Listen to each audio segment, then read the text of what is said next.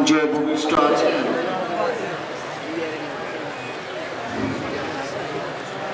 আল্লামা ফজলুর রশিদ বিন নূর মোহাম্মদ আল হানাফি। আল্লামা ফজলুর রশিদ বিন নূর মোহাম্মদ আল হানাফি senior প্রভাষক, পারফুলা বাড়িয়া SR Ali মাদ্রাসা নাটোর। ওনারাই ছাত্র নাতে রাসূল পেশ করবে। আসসালামু আলাইকুম ওয়া রাহমাতুল্লাহ।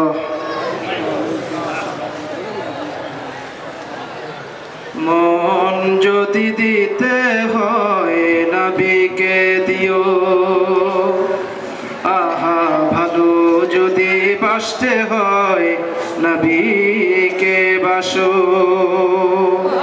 তোমার কষ্ট যত না যিনি সইতে পারেন না, তোমার দুঃখ যত না যিনি সইতে পারেন না, আহা ওই নবীজির মোহাব্বতে দুরূদ পড়িও।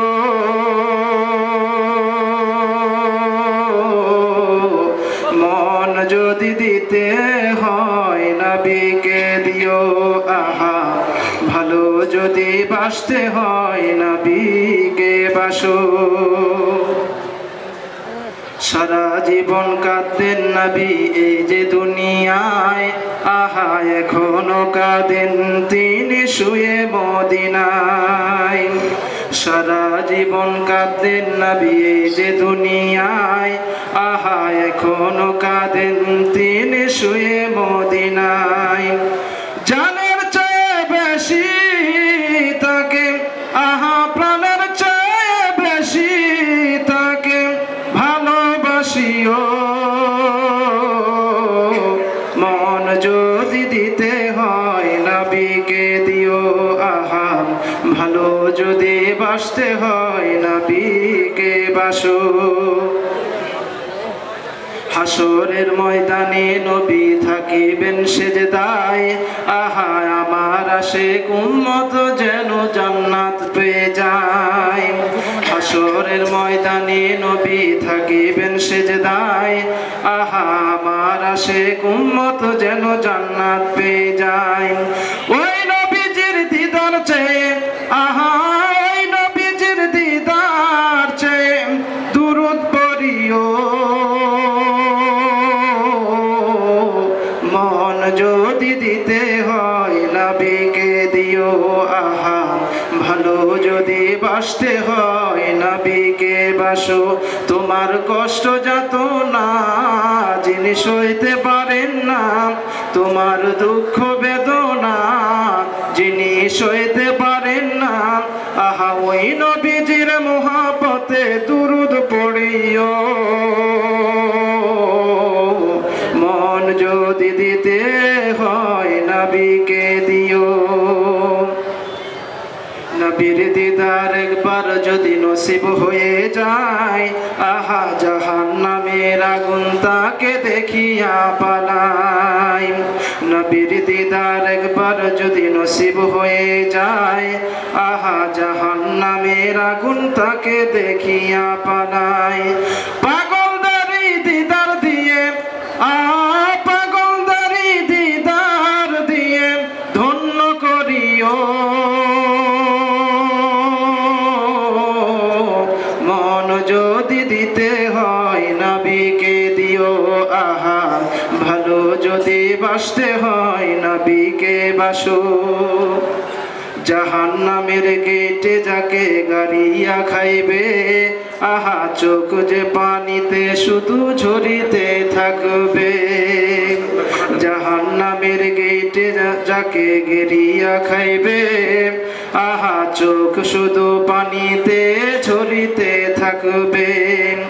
উম্মতের দিদার দিয়ে, উম্মতের দিদার দিয়ে ধন্য করিও। মন যদি দিতে হয় নবীকে দিও, আহা ভালো যদি বাসতে হয় নবীকে বাসো। তোমার কষ্ট যত না যিনি সইতে পারেন না, তোমার দুঃখ যত না যিনি সইতে পারেন না, আহা ওই নবীজির মহব্বতে দুরূদ পড়িও। মন যদি দিতে হয় নবীকে দিও, আহা ভালো যদি বাসতে হয় নবীকে বাসো। আসসালামু আলাইকুম ওয়া বারাকাতুহু।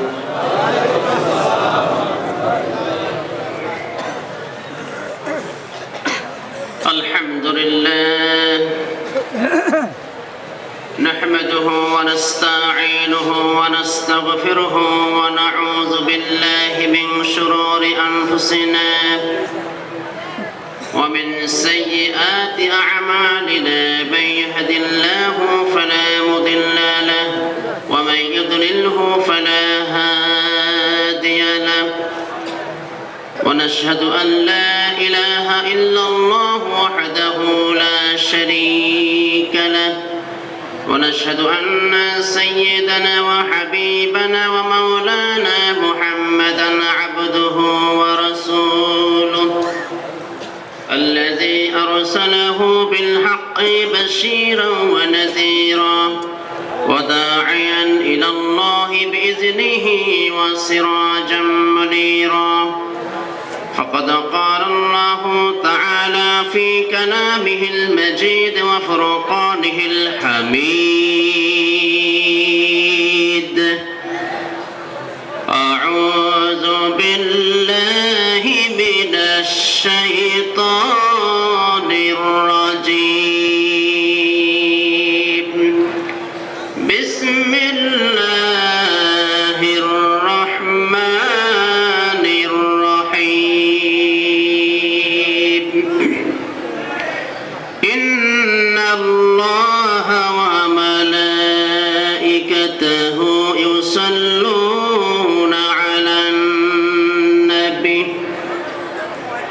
يا أيها الذين آمنوا صلوا عليه وسلموا تسليما. اللهم صل على سيدنا مولانا محمد وعلى آله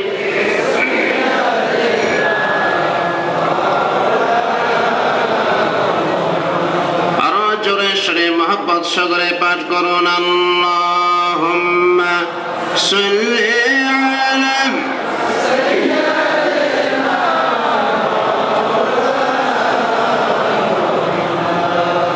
وعلى آل سيدنا مولانا محمد. জোরে জোরে দরুদ পড়ো ও মুমিন ভাই বসিয়া, মদের দরুদ সালাম শুনেন নবীজির রওজা পাকে শুইয়া। আল্লাহুম্মা সাল্লি আলা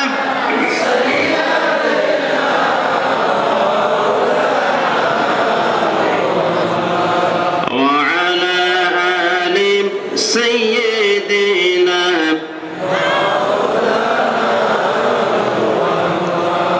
ইসলাম শ্বেত কিতাবে রয়েছে মুসলমান তো নাই, আত্মা তাদের মরিয়া গিয়াছে হতমান তারা তাই। আল্লাহুম্মা সাল্লি আলা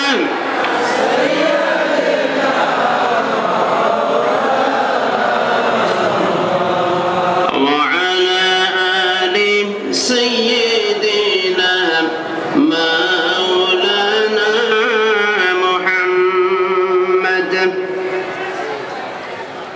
মুআজ্জাজ মুহতারাম জনাব সাহেবে সদর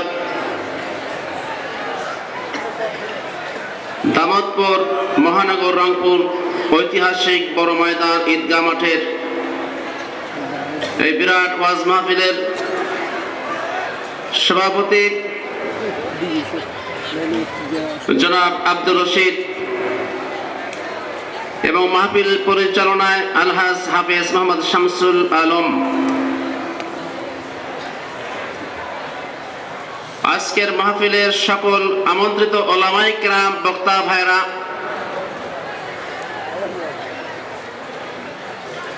হাজারাত ওলামায়ে কেরাম, সম্মানিত ধর্মপ্রাণ মুসলমান যুবক ভাইরা, আমার বয়োজ্যেষ্ঠ বাবাজিরা, কচি কাঁচা মাসুম ছেলেরা, সাংবাদিক ভাইরা, পর্দার আড়ালের মা ও বোনেরা, আমরা সকলে সেই মহান আল্লাহ রাব্বুল আলামিনের দরবারে সকলে লাখ কোটি শুকর আদায় করছি যে মহান মাবুদ আল্লাহ সুবহানাহু ওয়া তাআলা আমাদের সবাইকে এই বৃহত্তম রংপুর বড় ময়দান ঈদগাহ মাঠে আমাদের সবাইকে এখানে এই বাৎসরিক ঐতিহাসিক বিরাট ওয়াজ মাহফিলে বসবার তৌফিক এনায়েত করে দিয়েছেন। সেই মহান মনিবের দরবারে সকলে লাখ কোটি শুকর আদায় করে পাঠ করি আলহামদুলিল্লাহ। আরো জোরে সোরে সকলেই সমবেত কণ্ঠে একই যোগে একই বাক্যে সমবেত কণ্ঠে আমরা আবারও শুকর আদায় করে পাঠ করি আলহামদুলিল্লাহ। আপনারা এখানে হাজার হাজার মানুষ, প্রায় লক্ষাধিক মানুষ, নারী পুরুষ মিলে, তো আপনাদের এই আল্লাহ পাকের শুকরিয়া আদায় করার গুঞ্জনটা আরো আকাশ বাতাস মুখরিত হতে হবে, ঠিক না ঠিক বলেন? তাহলে এতগুলো মানুষ এত আস্তে কেন সাউন্ড হলো?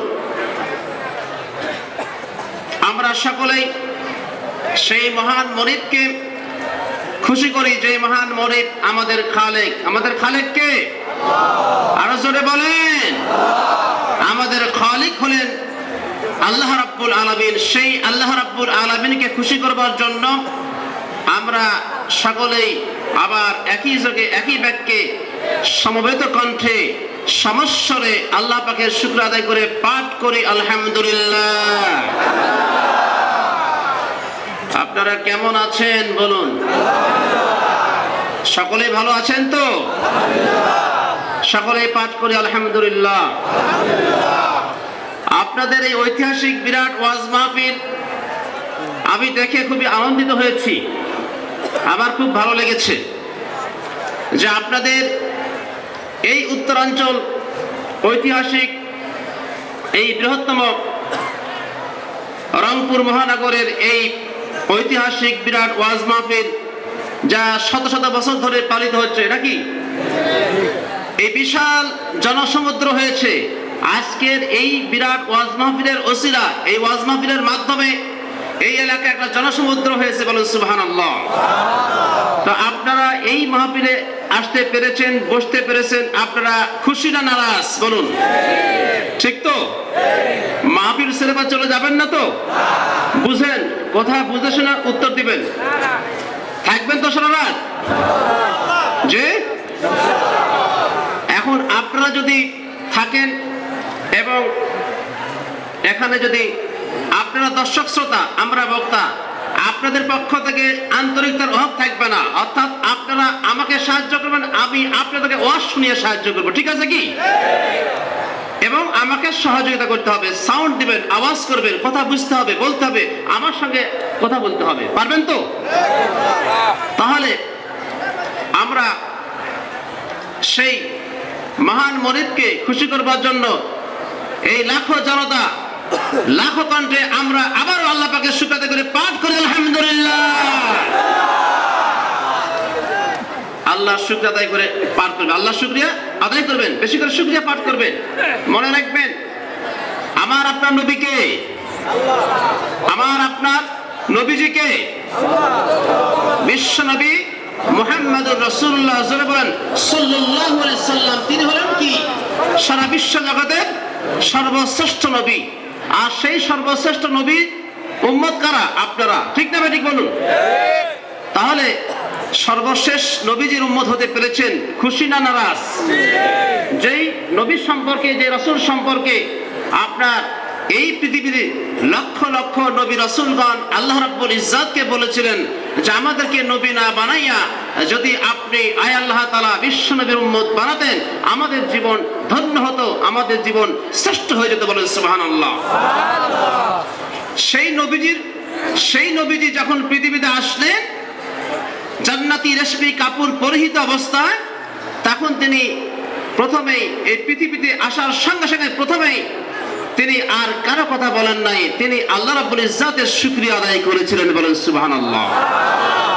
বিশ্ব নবীজি পৃথিবীতে আসবার সঙ্গে সঙ্গে তিনি এই শিশু অবস্থায় তিনি আপনার আকাশের দিকে তাকিয়ে এই কথাই উচ্চারণ করেছিলেন, আল্লাহু আকবার কাবীরান আলহামদুলিল্লাহি কাসীরান। বলুন আল্লাহু আকবার কাবীরান আলহামদুলিল্লাহি কাসীরান। এই বাক্যটি বিশ্ব নবীজি সর্বপ্রথমে তিনি উচ্চারণ করেছিলেন পৃথিবীতে আসবার পরপরই, এবং তিনি পৃথিবীতে এসে আল্লাহ পাকের শুকরিয়া আদায় করে আল্লাহ পাকের বরত্ব তিনি শ্রেষ্ঠত্ব প্রমাণ করেছেন। বলেন সুবহানাল্লাহ।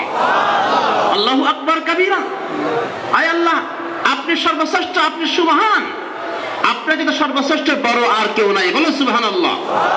আলহামদুলিল্লাহি কাসীরান, আর আপনার প্রশংসা অনেক অনেক প্রশংসা আপনার জন্য। বলেন সুবহানাল্লাহ। এই হাদিসটির দলিল এসেছে, দলিল কোথায়? এই হাদিসটির দলিল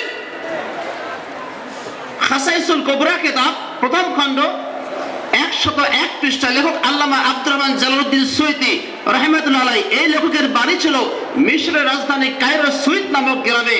তিনি 849 হিজরিতে তিনি জন্মগ্রহণ করেছেন সুইত নামক গ্রামে, এবং তিনি ইন্তেকাল করেছেন 911 হিজরিতে। তিনি 62 বছর জীবিত ছিলেন।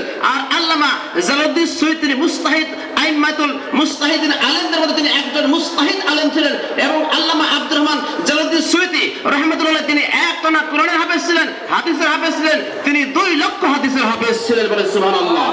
এবং আল্লামা আব্দুর রহমান জালালউদ্দিন সুয়ুতী রাহমাতুল্লাহ তিনি আপনার বিশ্ব নবীজির প্রেমিক ছিলেন, এবং তিনি কয়েকবার হজ করেছেন। আর বিশ্ব নবীজিকে স্বপ্নে যোগে তার সাথে বিশ্ব নবীর সঙ্গে তার স্বপ্নে যোগে জিয়ারত নসিব হয়েছিল মোট 75 বার, আর বাস্তব জগৎ আল্লাহ তাকে দেখাইছেন 25 বার। বলেন সুবহানাল্লাহ।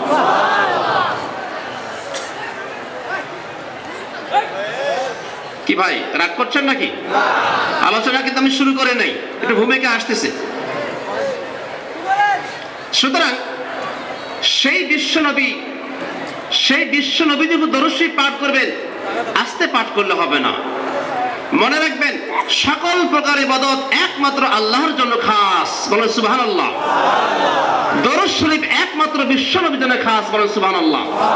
আমরা কোনো মানুষের জন্য দরুদ শরীফ পাঠ করি না, আমরা দরুদ শরীফ পাঠ করি একমাত্র নূরে মুজাসসাম বিশ্ব নবীদের জন্য। বলেন সুবহানাল্লাহ। যেই নবীজিকে সৃষ্টি না করলে আল্লাহ পাক জগৎ সৃষ্টি করতেন না। যেখানে হাদিসে কুদসির মধ্যে আপনার তাফসীরে রুহুল মানির 13তম খণ্ড আরবি মিডিয়াম 385 পৃষ্ঠার 5 লাইনের মধ্যে হাদিস রয়েছে, সেখানে আল্লামা মাহমুদ আলুসি বাগদাদি আল হানাফি রাহিমাহুল্লাহ তিনি উল্লেখ করেছেন হাদিসে কুদসির মাধ্যমে আল্লাহ পাকের পবিত্র কথা বিশ্বনবীর পবিত্র জবান থেকে বের হয়েছে, এটাকে বলে হাদিসে কুদসি। আল্লাহ পাকের বক্তব্য, বিশ্বনবীজি বলেছেন লাউলাকা মা খালাকতুল আফলাক। অর্থ হলো আল্লাহ পাক বলেন, হে নবী আমি আল্লাহ রাব্বুল আলামিন যদি আপনাকে সৃষ্টি না করতাম তাহলে এই আফলাক ফলক সমূহ জগৎ সমূহ সৃষ্টি করতাম না। বলেন সুবহানাল্লাহ। আরো জোরে বলেন সুবহানাল্লাহ। এই হাদিসে কুদসি, এটা হচ্ছে হাদিসে কুদসি। এটা দলিল কোথায়? বিশ্ববিখ্যাত আরবি মিডিয়াম কিতাব তাফসীর রুহুল মানি 13তম খণ্ড 385 পৃষ্ঠার মধ্যে হাদিসটি রয়েছে। প্রিয় হাজিরিন, সেই বিশ্বনবীজির সাহাবী হযরতে আলী কাররামাল্লাহ ওয়াজহু রাদিয়াল্লাহু তাআলা সাহাবী কাবা চত্বরে বসে আছেন, কাবা শরীফের চত্বরে বসে আছেন। আর ইসলামের দুশমন, আল্লাহর দুশমন, কোরআনের দুশমন, বিশ্ব নবীজির দুশমন আবু জেহেল আর তার সাঙ্গপাঙ্গনে কাবা চত্বরের পাশে সেও এক সাইডে বসে আছে। এক ভিক্ষুক এসে আপনার আবু জেহেলের কাছে সাইল করেছে যে আমাকে কিছু দেন, আমি গরিব মানুষ, মিসকিন মানুষ, আমাকে কিছু দেন। আবু জেহেল কটাক্ষ করে, ক্রিটিসাইজ করে ওই ভিক্ষুককে বলছে, এই ভিক্ষুক যাও, ওই কাবার ওই পাশের চত্বরে বসে আছে নবীজির সাহাবী হযরত আলী, সে এই মক্কা নগরীতে সর্বশ্রেষ্ঠ ধনী, তার কাছে যাও, সে তোমাকে অনেক টাকা পয়সা দিয়ে তোমাকে খুশি করে দিবে। কথাটা কিভাবে বলেছে? কথাটা বলেছে ব্যঙ্গ করে, ক্রিটিসাইজ করে, কটাক্ষ করে। আমাদের দেশে, আমাদের সমাজে, আমাদের গ্রামগঞ্জে, শহর নগর বন্দরে, গ্রামগঞ্জে এবং সমাজের মধ্যে এই ব্যাধিটা, সামাজিক ব্যাধিটা আছে। অনেক মানুষ কিন্তু অনেক মানুষকে ক্রিটিসাইজ করে, ঠিক না? কি ভয় লাগে নাকি? কথা বলছেন না কেন? অনেক মানুষকে কটাক্ষ করে, ক্রিটিসাইজ করে, ধনী লোকেরা গরিবদেরকে ক্রিটিসাইজ করে, ঠিক না? ঠিক বলেন। ইসলাম বলেছে, কোরআন বলছে, এক মুসলমান আরেক মুসলমান, এক মানুষ আরেক মানুষকে ক্রিটিসাইজ করা, কটাক্ষ করা হারাম, জায়েজ নাই।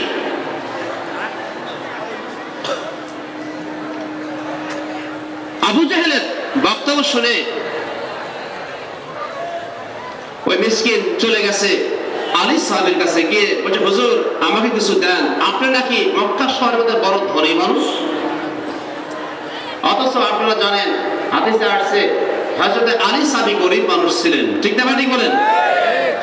গরিব মানুষ ছিলেন, কিন্তু সেই গরিবের মর্যাদা, সেই গরিবের ইজ্জত, সম্মান, মর্যাদা আল্লাহ রাব্বুল আলামিনের নিকট অনেক অনেক গুণে বেশি ছিল। বলেন সুবহানাল্লাহ। আল্লাহর কাছে আর বিশ্ব নবীজির কাছে তার মর্যাদা ছিল অনেক অনেক বেশি মর্যাদা ছিল। বলেন সুবহানাল্লাহ। প্রিয় হাজিরিন, সম্মানিত তাওহীদি জনতা, সেই হযরত আলী সাহাবী তখন সাইনকারী ভিক্ষুকের দিকে তাকিয়ে আছে, বলছে, তোমাকে কে কথা বলেছে আমি আরব জাহানের মধ্যে ধনী মানুষ? বলছে, হুজুর ওই চত্বরে বসে আছে আবু জেহেল, আপনাদেরকে ইশারা করে বলে দিয়েছে যে ওর কাছে যাও, অনেক টাকা পয়সা পাবে। হযরত আলী কাররামাল্লাহ ওয়াজহু রাদিয়াল্লাহু আনহু সাহাবী তখন তিনি বলেন, এই মিসকিন, হাতের মুঠ পাকাবে না, হাতের তালু প্রসারিত করে দাও, মানে এই হাতের তালুটা প্রশস্ত করে দাও, খুলে দাও। তখন খুলে দিয়েছে ভিক্ষুক, হাতের তালু খুলে দিয়েছে। হাতের তালু খুলে দেওয়ার পর হযরত আলী রাদিয়াল্লাহু সাহাবী তিনি কিছু জিনিস পাঠ করে ওই হাতের তালুতে ফু দিয়েছে। ফু দেওয়ার পরে বলছে, ভিক্ষুক মিসকিন, তুমি হাতের তালুটা এখন মুষ্টিবদ্ধ করো, এই হাতের মুষ্টিবদ্ধ হাত আর খুলবে না, একেবারে বাসায় গিয়ে খুলবে।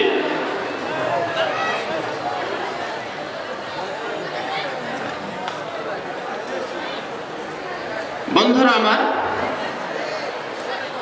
এই দোয়া করে উনি কিছু দোয়া করে হাতের তালুতে ফু দিয়েছে। মিসকিন, ফকির মিসকিনটি আপনার মুষ্টিবদ্ধ করে কাবা ঘর চত্বর পার হয়ে চলে যাচ্ছে। এমন সময় আবু জেহেল ডাক দিয়ে বলে, এই মিসকিন, এই দাঁড়াও। গরিব মানুষ ধনী লোকদের আওয়াজ শুনলে, বজ্রকণ্ঠে আওয়াজ শুনলে একটু কুষ্টি উঠে, থতমত খেয়ে যায়, ভয় পেয়ে যায়, ঠিক না বলেন? তখন কুষ্টি উঠে দাঁড়িয়ে গেছে। মিসকিন বলে, জি হুজুর বলেন। এদিকে আসো। আসছে। আলী সাহাবী তোমাকে কত টাকা দিয়েছে? বলছে, হুজুর কোনো টাকা পয়সা দেয়নি, হাতের মধ্যে কি যেন করে ফু দিয়েছে, আর বলেছে মুষ্টিবদ্ধ করে রাখো, এই হাতের মুঠটা আর খুলবে না, বাসায় গিয়ে খুলবে। তখন আমি চলে আসতেছি, আর এমন সময় আপনি ডেকেছেন হুজুর। আবু জেহেল বলছে, মিসকিন, তোর হাতের মুঠের মধ্যে কি আছে? আলী সাহাবী কি দিয়েছে আমি দেখতে চাই। মিসকিন বলছে, না হুজুর কিছুই দেয়নি। খুলবে না। তখন আবু জেহেল তার হাতের উপরে হাত লাগা দিয়ে একেবারে জোর জোর করে হাতের মুষ্টিবদ্ধ হাতটা খুলে ফেলেছে। খুলে ফেলার পর তাকায় তাকে ওই মিসকিন, গরিব মিসকিন হাতের তালুর মধ্যে একটা স্বর্ণের টুকরা রয়ে গেছে। বলে সুবহানাল্লাহ। আরো জোরে বলে সুবহানাল্লাহ। তখন মিসকিন চলে গেছে, বাসায় চলে গেছে। প্রিয় হাজিরিন, এই কথা বলার উদ্দেশ্য এই, যে বিশ্ব নবীদের সাহাবী এবং নবীদের জামাতা শেরে খোদা হযরত আলী কাররামাল্লাহ ওয়াজহু রাদিয়াল্লাহু আনহু সাহাবী, তিনি কি পাঠ করেছেন এবং কি পাঠ করে ফু দিয়েছেন, আর স্বর্ণের টুকরা হয়ে গেছে। তখন আবু জেহেল বলে, যাই বেটা, তুই আবার যা, আলী সাহাবীর কাছে যা এবং বল আপনি কি দোয়া পাঠ করে ফু দিয়েছেন হুজুর। চলে আসছে। হযরত আলী সাহাবীকে জিজ্ঞেস করেছে, হুজুর আপনি কি পাঠ করেছেন? হযরত আলী ডাক দিয়ে বলার আগে ওরে মিসকিন, আমি তো সামান্য বিশ্ব নবীর উপরে দরুদ শরীফ পাঠ করে তোর হাতের তালুর উপর দেওয়ার সঙ্গে সঙ্গে স্বর্ণের টুকরা হয়ে গেছে। তাই সহিহ মুসলিম শরীফের হাদিসে এসেছে 5 ব্যক্তির জন্য বেহেশত আকাঙ্ক্ষিত। কয় ব্যক্তির জন্য? ইন্নাল জান্নাতা তাশতাকু ইলা 5 নাফার তালিবুল কুরআন ওয়া হাফিজুল লিসান ওয়া মুতঈমুল জায়ান ওয়া মুকসিল উরিয়ান ওয়া মান সাল্লা আলাইহি হাবিবুর রহমান রাওয়াহু মুসলিম। সেখানে বলা হয়েছে 5 ব্যক্তির জন্য বেহেশত আকাঙ্ক্ষিত। কত ব্যক্তির জন্য? 5। প্রথম নম্বরে বলা হয়েছে কোরআন তেলাওয়াতকারী।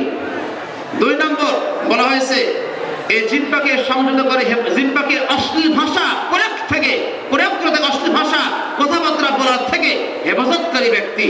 3 নম্বর ব্যক্তি বলা হয়েছে অনাহারী ব্যক্তিকে খাদ্য দানকারী ব্যক্তি, যারা অনাহারী গরিব মানুষদের খাদ্য খাবার দান করে এদের। 4 নম্বর বলা হয়েছে বস্ত্রহীন লোকদেরকে, যাদের বস্ত্র নাই পোশাক নাই, বস্ত্রহীন লোকদের পোশাক দান করা। আর 5 নম্বরে বলা আছে ওমান সাল্লা আলাইহি হাবিবুর রহমান, বিশ্ব নবীজি বলেছেন পরম দয়ালু সেই রহমানের বিশ্ব নবীর দাতা দয়াবান আল্লাহ তাআলার হাবিব বিশ্ব নবীর উপরে যারা দরুদ শরীফ পাঠ করবে, এই 5 শ্রেণীর ব্যক্তিদের জন্য বেহেশত আকাঙ্ক্ষিত। বলেন সুবহানাল্লাহ। সুতরাং আসুন আমরা সেই বিশ্ব নবীর উপরে আমরা জোরে মুহাম্মদ সাল্লাল্লাহু আলাইহি ওয়াসাল্লাম পাঠ করি। আল্লাহুম্মা সাল্লি আলা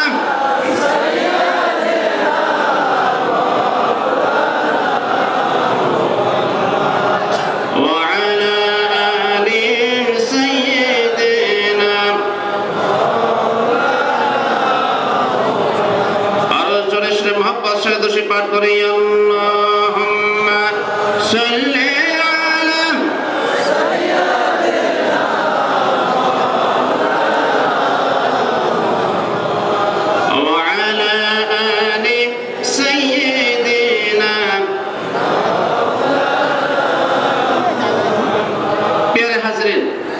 খুব গভীর মনোযোগ সহকারে শুনবেন। আমরা পৃথিবীতে দেখতে পাই 2টি শ্রেণীর লোক। এক শ্রেণীর লোক বিশ্ব নবীকে ভালোবাসবার কারণে আল্লাহ রাব্বুল আলামিন তাদের ইহকাল এবং পরকাল 2 কালেই ইজ্জত সম্মান দান করবেন। ঠিক না ঠিক বলেন? আরেক শ্রেণীর লোক যারা আল্লাহর দুশমন, ইসলামের দুশমন, কোরআনের দুশমন এবং বিশ্ব নবীর দুশমন, এবং বিশ্ব নবীকে ইজ্জত সম্মান দেয়নি এবং বিশ্ব নবীকে ক্রিটিসাইজ করেছে, কটাক্ষ করেছে, ব্যঙ্গ করেছে, অনেক কিছু লেখালেখি করেছে, তাদের ইজ্জত সম্মান এই দুনিয়াতে নাই, পরকাল জগতে নাই। বরং আল্লাহ রাব্বুল আলামিন তাদেরকে এই দুনিয়াতে লাঞ্ছিত করেছেন, পরকালেও লাঞ্ছিত করবেন। ঠিক না ঠিক বলেন? ভাইরা আমার, মহান আল্লাহ রাব্বুল আলামিন সেই বিশ্ব নবীকে কেমন ইজ্জত সম্মান দান করেছেন তার সম্পর্কে বলেছেন, ইয়া আইয়ুহাল্লাযীনা আমানু লা তারফাউ আসওয়াতাকুম ফাওকা সাওতিন নাবিয়্যি ওয়া লা তাজহারু লাহু বিল কওলি কাজহারি বা'দিকুম লিবা'দিন আন তাহবাতা আ'মালুকুম ওয়া আনতুম লা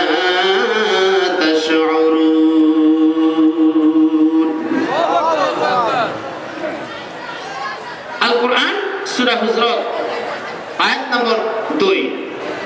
আল-কুরআন সূরা হুজরাত আয়াত নম্বর 2। আল্লাহ রাব্বুল আলামিন বলেন যে হে ঈমানদারগণ, হে বিশ্বাসীগণ, তোমাদের কণ্ঠস্বরকে তোমাদের নবীজির কণ্ঠস্বরের চাইতে উঁচু করে দিও না, অথবা নবীজির সামনে থেকে তোমরা উচ্চ স্বরে নবীর সামনে তোমরা উচ্চ আওয়াজ দিয়ে কথা বলো না। যদি উচ্চ আওয়াজ দিয়ে যদি কথা বলো তাহলে তোমাদের সমস্ত জীবনের নেক আমলগুলো বরবাদ হয়ে যাবে, ধ্বংস হয়ে যাবে, তোমরা তা জানতে পারবে না, বুঝতেও পারবে না। এই আয়াতে শানে নুজুল সম্পর্কে লেখা হয়েছে তাফসীরে কানজুল ঈমান ও খাযাইনুল ইরফান গ্রন্থের 921 পৃষ্ঠার মধ্যে উল্লেখ করা হয়েছে যে হযরত সাবিত বিন কায়েস বিন শাম্মাস সাহাবী, তিনি সাহাবায়ে কিরামদের সামনে, নবীজির সামনে উচ্চ আওয়াজে কথা বলছিলেন। নবীজি কথা বলছেন, সে কথা আর শ্রবণ করতে পারছে না সাহাবায়ে কিরাম। ঠিক সেই মুহূর্তে আল্লাহ হাবিব বিরক্ত বোধ করছিলেন। তারপর পরে আল্লাহ রাব্বুল আলামিন কোরআন কারীমের এই আয়াত আল্লাহ পাক নাযিল করে জানিয়ে দিলেন, ও সাহাবায়ে কিরাম, নবীদের সামনে তোমরা কখন উচ্চ আওয়াজে কথা বলবে না, নম্র আওয়াজ দিয়ে আস্তে আস্তে ধীর স্থিরভাবে কথা বলো এবং আদব সহকারে কথা বলো। কি ঠিক না ঠিক বলেন? সেই বিশ্ব নবীকে যারা ইজ্জত সম্মান দান করেছেন দুনিয়াতে, তাদেরকে আল্লাহ রাব্বুল আলামিন এই পৃথিবীতে তিনি ইজ্জত সম্মান দান করেছেন। আর যারা ইজ্জত সম্মান দেয় নাই, ইজ্জত সম্মান করে নাই, তাদেরকে আল্লাহ পাক এই দুনিয়াতে লাঞ্ছিত, পরকালে লাঞ্ছিত করবেন। ঠিক না ঠিক বলেন? গভীর মনোযোগ। আমরা হাদিসের মধ্যে একটি ঘটনা পাই, সেটি হচ্ছে এই যে আপনার বিশ্ব নবীজি পৃথিবীতে আসবার 2-3 হাজার বছর আগে হযরত মুসা কালিমুল আলাইহিস সালামের জামানায় এক তাওরাত বিশেষজ্ঞ পাদ্রী ছিল। কি ছিল ভাই বলেন? এক পাদ্রী ছিল।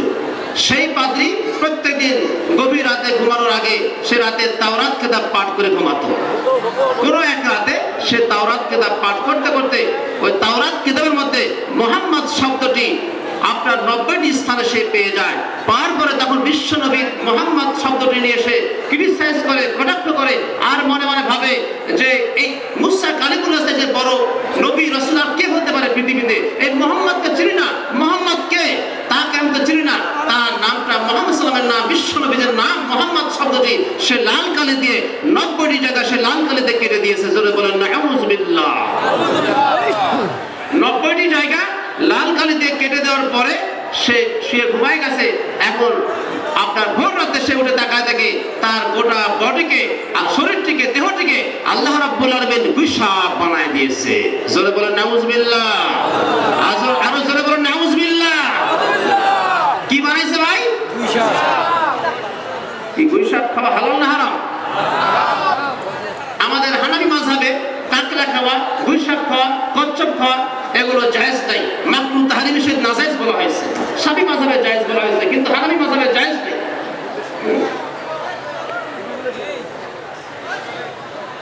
ওই পাদ্রীর নাম ছিল কাফিল পাদ্রী। কি নাম ছিল?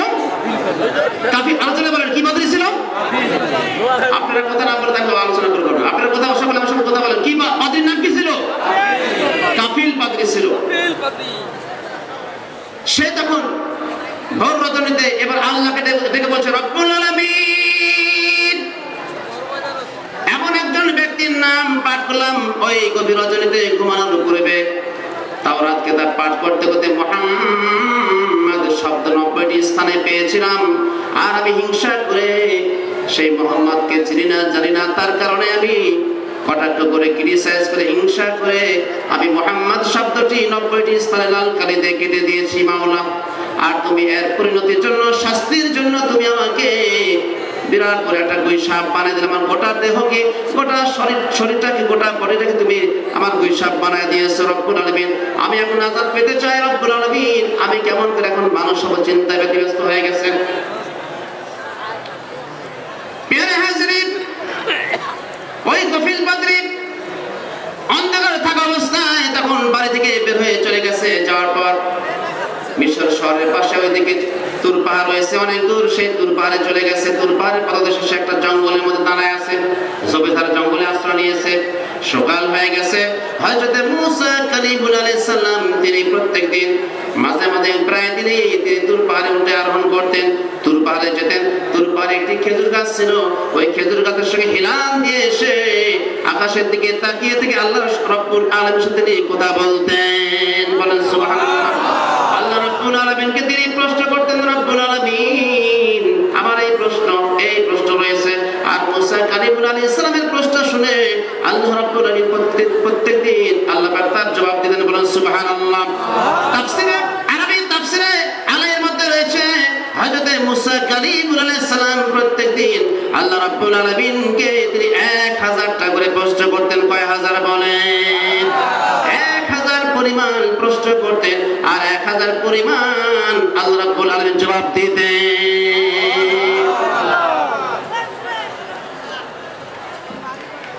প্রিয় হাজরিন, মনে রাখবেন মুসা কালিমুল আলাইহিস সালাম তিনি এমন প্রশ্ন করেছেন আল্লাহ রাব্বুল আলামিনকে, আল্লাহ রাগান্বিত হয়ে গেছেন। হযরত মুসা কালিমুল আলাইহিস সালাম প্রশ্ন করেছেন, মাওলা তুমি আল্লাহ যদি মুসা নবী হতে আর আমি মুসা নবী যদি মাবুদ হতাম, আল্লাহ হতাম, তাহলে তুমি সর্বপ্রথম আমার কাছে কি প্রার্থনা করতে রব্বুল আলামিন বলো জবাব চাই। এবার আল্লাহ রাব্বুল আলামিন ডাকতে বলেন, ওগো মুসা আলাইহিস সালাম শোনো, আমি আল্লাহ যদি মুসা হতাম আর মুসা নবী যদি আল্লাহ হতো, তাহলে আমার মুসার কাছে আমি সর্বপ্রথমে বলতাম, ও মুসা আমাকে তুমি সুস্বাস্থ্য দান করো। তাই সহিহ বুখারী হাদিসে রয়েছে কয়েকটা কথা বলা হয়েছে। সহিহ বুখারীর মধ্যে ইমাম আবু আব্দুল্লাহ মুহাম্মদ বিন ইসমাইল ইমাম বুখারী রাহিমাহুল্লাহ তিনি উল্লেখ করেছেন, ইমাম বুখারী 6 লক্ষ হাদিসের হাফেজ ছিলেন। বলেন সুবহানাল্লাহ। ইমাম বুখারী কত লক্ষ হাদিসের হাফেজ ছিলেন? ইমাম বুখারী রাহিমাহুল্লাহ তিনি 6 লক্ষ হাদিসের হাফেজ ছিলেন। তিনি আপনার 194 হিজরি আপনার 13 শাওয়াল রোজ শুক্রবার জুমার নামাজের পর তিনি জন্মগ্রহণ করেছেন সেই আপনার রাশিয়ার বুখারা নগরে। বলেন সুবহানাল্লাহ। আর তিনি ইন্তেকাল করেছিলেন 256 হিজরির পহেলা শাওয়াল ঈদুল ফিতরের দিন শনিবার মতান্তরে মঙ্গলবার। তিনি 13 দিন কম 62 বছর তিনি জীবিত ছিলেন এবং তিনি 6 লক্ষ হাদিসের হাফেজ ছিলেন। আর বিশ্ব নবীকে ইমাম বুখারী রাহিমাহুল্লাহ স্বপ্ন যোগে দর্শন করতে পেরেছেন হাজার হাজার বার। এবং তিনি ইমাম বুখারী রাহিমাহুল্লাহ তিনি আপনার বিশ্ব নবীজির রওজার সামনে তিনি বসে বসে রাত দিন বসে বসে তিনি দরুদ ও সালাম পাঠ করে বিশ্ব নবীজির রওজার সামনে বসে বসে একটানা 16 বছর সাধনা করে সহিহ আল বুখারী হাদিস গ্রন্থ তিনি লিখেছেন। একটি হাদিস লিখবার পূর্বে ওযু করেছেন, গোসল করেছেন, সুন্দর পাক পবিত্রময় পোশাক পরিধান করে 2 রাকাত নফল নামাজ আদায় করেছেন, বিশ্বনবীর উপর দরুদ শরীফ পাঠ করেছেন, তারপরে একটা হাদিস লিখেছেন। তারপরে আবার ওযু গোসল করেছেন, আতর সুরমা মেখেছেন, 2 রাকাত নফল নামাজ আদায় করেছেন এবং বিশ্বনবীর উপরে দরুদ শরীফ পাঠ করার পর আরেকটি হাদিস লিখেছেন। এরকম করে করে ইমাম বুখারী রাহিমাহুল্লাহ 16 বছর সাধনা করে সহিহ আল বুখারী কিতাব লিখেছেন। বিশ্বনবীর রওজার সামনে বসে বসে, রওজা আতহারের সামনে বসে বসে 16 বছর সাধনা করে এই বুখারী কিতাব তিনি লিখেছেন। বুখারী শরীফের মধ্যে হাদিস রয়েছে মোট 7397টি। কি বাপজান, আপনাদের কি সমস্যা হচ্ছে বাপজান? আমি কিন্তু আরো নতুন কিছু আলোচনা আনবো ইনশাআল্লাহ। নতুন কিছু আলোচনা এখানে আছে, আমি ইনশাআল্লাহ বলবো। আর মা বোনদের উপরে কিছু আলোচনা আছে, নতুন আলোচনা আছে, আপনারা ইনশাআল্লাহ বসেন, ইনশাআল্লাহ পাবেন ইনশাআল্লাহ। প্রিয় হাজিরিন, কোন কথা বলছিলাম মনে আছে আপনাদের? জি বলুন। জি আরে মাঝে মাঝে তো আমি তো আপনাদের প্রশ্ন করবো, তো আমি কোথায় থেকে আলোচনা মানে এখানে টপিক দিলাম, বন্ধ করলাম, অন্য আলোচনা চলে গেছি, আপনাদেরকে জিজ্ঞেস করবো, আপনারা মনে করিয়ে দিবেন আমাকে। ঠিক আছে? বলেন কোথায় আলোচনা করছিলাম, কোন আলোচনা করছিলাম বলুন? গুইসাব। আর তারপরে কি বলছিলাম? হযরত মুসা কালিমুল আলাইহিস সালাম সম্পর্কে, যে মুসা কালিমুল আলাইহিস সালাম এমন প্রশ্ন করেছে আল্লাহ রাব্বুল ইজ্জতকে আল্লাহ রাগান্বিত একদম রাগ করে ফেলেছেন, ধমক করেছেন।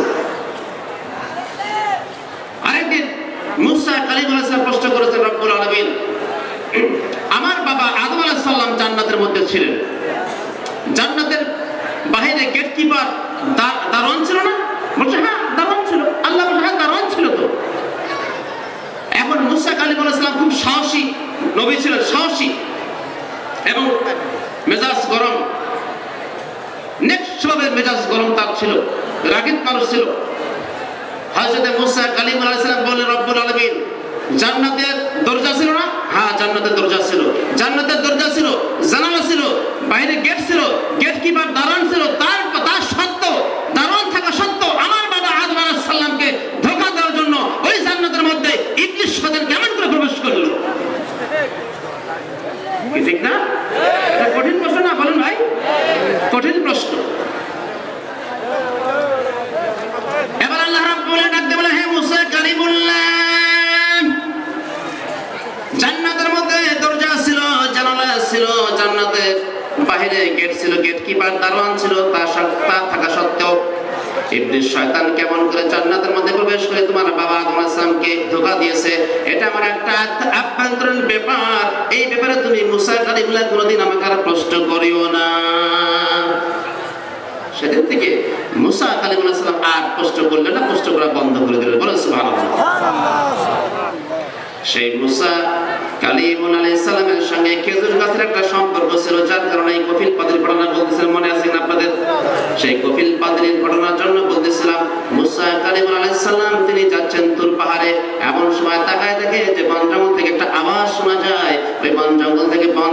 কফিল পাদ্রী যে পাদ্রীটা মানুষ ছিল কিন্তু এখন গুইসাপ হয়ে গেছে, মনে আছে না আপনাদের? গুইসাপ হয়ে গেছে। এখন কফিল পাদ্রী তখন ডাক দিয়ে বলতে, হে মুসা কালিমুল্লাহ, হে মুসা কালিমুল্লাহ সালাম, আমি এখানে কফিল পাদ্রী, ডাক শুনতে পাই, আওয়াজ শুনতে পাই, কিন্তু মানুষ দেখতে পায় না। হযরত মুসা কালিমুল্লাহ সালাম আবার তাকায় দেখেন কোনো মানুষ নাই, শুধু জঙ্গলের বন রয়েছে, কোনো মানুষ পাওয়া যায় না। অথচ মানুষের কণ্ঠে আওয়াজ পাওয়া যায়, কে কোনো ব্যক্তি যেন তাকে ডাকতেছে মুসা কালিমুল্লাহ বলে। তখন আবার ভালো করে তাকায় দেখে কোনো মানুষ পাওয়া যায় না। পরে ধরে গিয়ে তাকায় দেখে যে একটা মাত্র গুইসাপ বসে আছে এই বন জঙ্গলের মধ্যে, বনের মধ্যে। তখন গুইসাপের কাছে গিয়ে বলছে, হে গুইসাপ, কে তুই বল। তখন কফিল পাদ্রী মানুষের আওয়াজ দিয়ে বলে, হে আল্লাহর নবী মুসা কালিমুল্লাহ আলাইহিস সালাম, আমি আর তো কেউ না, আপনি তো আমাকে ভালো করে চিনেন, আমি হলাম হে মুসা কালিমুল্লাহ, আপনার এই জামানার তাওরাত কিতাবের হাফেজ এবং তাওরাত কিতাব বিশেষজ্ঞ আমি একজন পাদ্রী ছিলাম, আমার নাম হলো কফিল পাদ্রী। আল্লাহ রাব্বুল আলামিন আমাকে গুইসাপ বানায় দিয়েছে। হযরত মুসা কালিমুল্লাহ সালাম বললেন, হে কফিল পাদ্রী, তুই তো মানুষ ছিলি, কেন তোকে আল্লাহ রাব্বুল আলামিন গুইসাপ বানাই দিল জানতে চাই। এবার কফিল পাদ্রী ডেকে ডেকে বলে, হে মুসা কালিমুল্লাহ আলাইহিস সালাম, বনি ইসরাইলের নবীদের সর্দার আপনি, হে মুসা কালিমুল্লাহ আলাইহিস সালাম শুনেন, গতকাল গভীর রজনীতে আমি তাওরাত কিতাব পাঠ করতে করতে মুহাম্মদ শব্দটি 90টি জায়গায় পেয়েছিলাম। ওই 90টি জায়গা আমি হিংসা করে, অহংকার করে লাল কালি দিয়ে মুহাম্মদকে আমি চিনি না, জানি না কে মুহাম্মদ কোন নবী হবে তাও জানি না, চিনি না। মুহাম্মদ শব্দের উপরে লাল কালি দিয়ে আমি 90টি স্থানে মুহাম্মদ শব্দগুলো কেটে দিয়েছি। এই কেটে দেওয়ার পরে আমি শুয়ে ঘুমাই গেছি। হঠাৎ করে গভীর রজনীতে যখন শেষ হয়ে গেছে, আপনার ভোর রাত হয়ে গেছে, তখন তাকায় দেখি, আমি ঘুম থেকে জাগ্রত হয়ে তাকায় দেখি যে গোটা বডিকে, গোটা দেহকে, গোটা শরীরটিকে আল্লাহ রাব্বুল আলামিন গুইসাপ বানায় দিয়েছে। হে মুসা কালিমুল্লাহ আলাইহিস সালাম, আপনি তো আল্লাহর সাথে কথা বলেন, আপনি আমার পক্ষ হয়ে একটু দূর পাহাড়ে উঠে আল্লাহর কাছে একটু দোয়া করেন, যাতে আল্লাহ পাক আমাকে সাবেক আবার মানুষ বানায় দেন, এই গুইসাপ থেকে পরিবর্তন করে যাতে মানুষ বানায় দেন। আল্লাহ পাক বলেন, ওয়া কাল্লামাল্লাহু মূসা তাকলিমা। বলেন আল্লাহু আকবার। আল কোরআনের মধ্যে আল্লাহ পাক বলছেন, ওয়া কাল্লামাল্লাহু মূসা তাকলিমা, আল্লাহ রাব্বুল আলামিন নিজেই মুসা নবীর সাথে কথা বলেছে। বলেন সুবহানাল্লাহ। যদি কোনো ব্যক্তি আয়াতের অর্থ অনুবাদ করে এরকম যে মুসা নবী আল্লাহর সাথে কথা বলেছেন, আয়াতের অর্থ ভুল হবে, এই আয়াতের অর্থ ভুল হবে। আল্লাহ পাক এই আয়াতের মধ্যে ফাইল করতে হচ্ছেন আল্লাহ পাক নিজেই। আল্লাহ পাক নিজে বলেছেন যে ওয়া কাল্লামাল্লাহু মূসা তাকলিমা, আল্লাহ নিজেই মুসা নবীর সাথে কথা বলেছে। বলেন সুবহানাল্লাহ। আল্লাহ পাক তাই বলেন, ওয়া কাল্লামাল্লাহু মূসা তাকলিমা। বলুন আল্লাহু আকবার। মায়ের আমার, হযরত মুসা কালিমুল্লাহ আলাইহিস সালাম তুর পাহাড়ে উঠেছেন, সেই খেজুর গাছের সামনে গিয়েছেন, খেজুর গাছের সাথে এবারে পেটটা লাগাইয়া দিয়ে এবার আকাশের দিকে তাকায় বলে, রব্বুল আলামিন, এই কফিল পাদ্রী মারাত্মক ভুল করেছে, ও মাবুদ রে, তার পক্ষ হয়ে আমি আপনার দরবারে আরজি পেশ করছি, ওই কফিল পাদ্রীর জীবনের গুনাহ আপনি মাফ করে দেন এবং কফিল পাদ্রীকে সাপ থেকে আপনি আবার সাবেক মানুষ বানাইয়া দেন। সঙ্গে সঙ্গে আকাশ থেকে আল্লাহ রাব্বুল আলামিন গায়েবী আওয়াজ দিয়ে বলে, মুসা কালিমুল্লাহ আলাইহিস সালাম, শুনে রাখো মুসা, ওই কফিল পাদ্রী আমার সঙ্গে বেয়াদবি করেনি। আমি যাকে সৃষ্টি না করে যাকে সৃষ্টি করতাম না, সেই আমার হাবিব বিশ্ব নবীজি, আমার পেয়ারা বন্ধু, আমার বন্ধু মুহাম্মাদের সঙ্গে সে বেয়াদবি করেছে। আমার বন্ধু মুহাম্মদ যদি মাফ না করেন, আমি আল্লাহ রাব্বুল আলামিন কোনদিন তাকে মাফ করে দিব না। ঠিক না ঠিক বলেন? সঙ্গে সঙ্গে আল্লাহ ডাক দিয়ে বললেন, তাকে বলে দাও মুসা, হে মুসা, তাকে বলে দাও, যদি আমার হাবিব তাকে যদি মাফ করে দেন তাহলে মাফ হয়ে যাবে, তাছাড়া মাফ করতে পারবো না। এই কথাগুলো শুনছিলেন মুসা কালিমুল্লাহ আলাইহিস সালাম, খেজুর গাছের সঙ্গে হেলান দিয়ে এভাবে কথা বলছেন আর প্রশ্ন করছেন, আল্লাহ পাক উত্তর দিচ্ছেন। বলে সুবহানাল্লাহ। এখানে একটা কথা মনে রাখবেন আপনারা, আমরা বলি, সেটি হচ্ছে এই যে এই পৃথিবীতে কোটি কোটি মানুষদের সঙ্গে সবচেয়ে 3 জন ব্যক্তির সম্পর্ক ছিল খেজুর গাছের সাথে। কজন ব্যক্তি? সম্পর্ক ছিল, বলেন সুবহানাল্লাহ। এক ফার্স্ট প্রথম কে? হযরতে আদম আলাইহিস সালাম, বলেন সুবহানাল্লাহ। আল্লাহ রাব্বুল আলামিন ফেরেশতাদেরকে ডাক দিলেন, এই ফেরেশতারা যাও মাটি নিয়ে এসো। সর্বশেষে মালাকুল মউত আজরাইল আলাইহিস সালাম চলে গেলেন আর মাটি নিয়ে এসে একটা খামসা দিলেন। তাফসীরের মধ্যে আসছে ওই আজরাইল ফেরেশতার এক খামসাতে 80 মণ মাটি উঠে গিয়েছিল। সুবহানাল্লাহ। কত মণ? 80 মণ। মক্কা নগরী আর তায়েফ নগরী মাটি এবং সারা বিশ্বের মাটি মিশ্রিত করে দিয়ে, সারাংশ করে দিয়ে মেন মাটি ছিল মক্কা শরীফ আর তায়েফ শরীফ, অর্থাৎ তায়েফ নগরী। এই দুই জায়গার মাটি এক খামসা ধরেছেন আজরাইল ফেরেশতা, আর 80 মণ মাটি উঠে গেছে, বলেন সুবহানাল্লাহ। ওই মাটি দিয়ে আল্লাহ রাব্বুল আলামিন নিজ কুদরতি হাত দিয়ে বাবা আদম আলাইহিস সালামকে পৃথিবীর প্রথম মানুষ, প্রথম নবী, প্রথম রাসূল, তাকে আল্লাহ পাক তৈরি করলেন। এবং তৈরি করার পর আপনার কিছু মাটি বেঁচে গেল, মাটি অবশিষ্ট রয়ে গেল, আর প্রয়োজন হলো না। এবার আল্লাহ রাব্বুল আলামিন শুধু ডাক দিয়ে বলেন কুন, হয়ে যা, হয়ে গেল ফায়াকুন, বলেন সুবহানাল্লাহ। আল্লাহ পাক কি কোনো কাজ হাত দিয়ে করেন? বলেন, কোনো কাজ হাত দিয়ে করতে হয় না। আল্লাহ পাক শুধু হুকুম দাতা। হুকুম চলে কার? বলেন কি জোরে কথা বলেন না কেন? হুকুম চলে কার? আমরা হুকুম মানবো কার? বলেন, আমাদের সৃষ্টিকর্তা কে? রিজিক দাতা কে? আমাদের মওতের মালিক কে? হায়াতের মালিক কে? আমরা ইবাদত করব কার জন্য? কোন মানুষকে খুশি করার জন্য ইবাদত নয়, কোন পীরের পায়ে সালাম নয়, কোন পীরের পায়ে সেজদা নয়, কোন বাবার পায়ে সেজদা নয়। সেজদা করবে একমাত্র হাকামুল হাকিমিন আল্লাহ রাব্বুল আলামিন। ঠিক না ঠিক বলেন? আল কোরআন সূরা আনআম আয়াত নম্বর 163 আল্লাহ পাক নিজে বলেছেন ইবাদত করবে কার? ওই বান্দা শুনো। বাংলাদেশে প্রায় জায়গা মাহফিল করি, প্রায় জায়গা গেলে শুনতে পাই ভণ্ড পীরের আস্তানা, ভণ্ড পীরদের কারবার। ঠিক না ঠিক বলেন? বাবার পায়ে সালাম দাও, বাবার পায়ে সেজদা করো, বাবার পায়ে সুবহা দাও, বাবার তাজিম করো, বাবার পায়ে সেজদা দিচ্ছে আর শিরক কাজ করতেছে, আর সব পাপগুলো জড়ো হয় তাকে নিয়ে যাবে কোথায়? জাহান্নামের মধ্যে। কি ঠিক না ঠিক বলেন? মানুষকে পূজা করা হারাম, মানুষের ইবাদত করা হারাম, মানুষের পায়ে সেজদা করা হারাম। করে বলেন নাউযুবিল্লাহ। বাপজান রাগ করছেন কি? অনেক দুঃখের কথা বলতে হয়। সুতরাং ইবাদত করব কার? বলেন মহান আল্লাহ পাক বলেন কুল ইন্না সালাতি ওয়া নুসুকি ওয়া মাহয়ায়া ওয়া মামাতি লিল্লাহি রাব্বিল আলামিন। আল কোরআন সূরা আনআম আয়াত নম্বর 163 20তম রুকু। আল কোরআন সূরা আনআম 20তম রুকু আয়াত নম্বর 163। আল্লাহ পাক নিজে বলছেন, এই বান্দা, তার হাবিবকে বলছেন, আমার প্রিয় মাহবুব হাবিব, আমার বান্দা শুনেন, আপনি বলুন, বিশ্বনবী, হে নবী, আপনি বলুন, আপনি প্রচার করুন, আপনি ঘোষণা করুন, আপনি বলে দিন আল্লাহর পাকের পক্ষ থেকে, বলেন সুবহানাল্লাহ।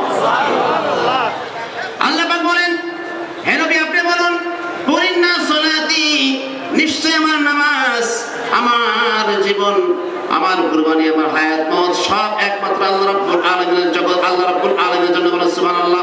আল্লাহ পাক তাই সুন্দর করে ডাক দিয়ে বলেছেন কুল ইন্না সালাতি ওয়া নুসুকি ওয়া মাহয়ায়া ওয়া মামাতি লিল্লাহি রাব্বিল আলামিন। হে নবী আপনি বলুন, নিশ্চয় আমার নামাজ, ওয়া নুসুকি আমার কুরবানি, ওয়া মাহইয়ায়া আমার জীবন, ওয়া মামাতি আমার মৃত্যু, লিল্লাহি রাব্বিল আলামিন বিশ্ব জগতের প্রতিপালক আল্লাহর জন্য, বলেন সুবহানাল্লাহ। সুতরাং ইবাদত করতে হবে একমাত্র আল্লাহ পাকের। কার ইবাদত করতে হবে? আল্লাহ পাক অন্য আয়াতের মধ্যে বলেন ফাদউল্লাহা মুখলিসিনা লাহুদ্দিন ওয়ালাউ কারিহাল কাফিরুন। তোমরা খালিস ভাবে ইবাদত করো, আল্লাহর কাছে আল্লাহর জন্য ইবাদত করো, আর যদিও কাফের মুশরিকরা অপছন্দ করে তারপরও আল্লাহর জন্য ইবাদত করো, আল্লাহকে খুশি করার জন্য। সৃষ্টি করেছেন কে? আল্লাহ। ইবাদত করেন কার? আল্লাহ। যিনি সৃষ্টি করেছেন তারই আইন চলবে, তার বিধান চলবে জমিনে। ঠিক না ঠিক বলেন? সৃষ্টি যার, আইন চলবে। আবার বলে সৃষ্টি যার, আইন চলবে তার। মানুষের মন করে কোনো আইন দিয়ে কোনো শান্তি আসতে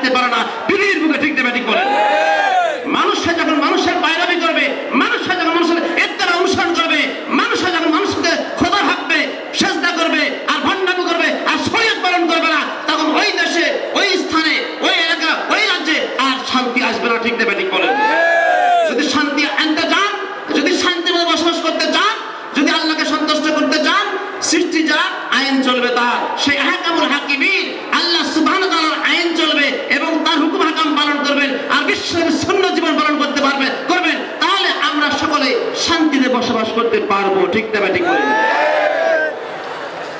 সুতরাং কথা বলতে গেলে অনেক কথা বলতে হয়, কিন্তু মানুষ বলতে দেয় না। আলেমরা কথা বলবে কেমন করে? আলেমদের স্বাধীনতা নাই, ঠিক না ঠিক বলেন। সুতরাং যদি আমরা সেভাবে আলোচনা করি, কোরআনুল কারীমের তাফসীর করলে এমন জিনিস ফুটে ওঠে।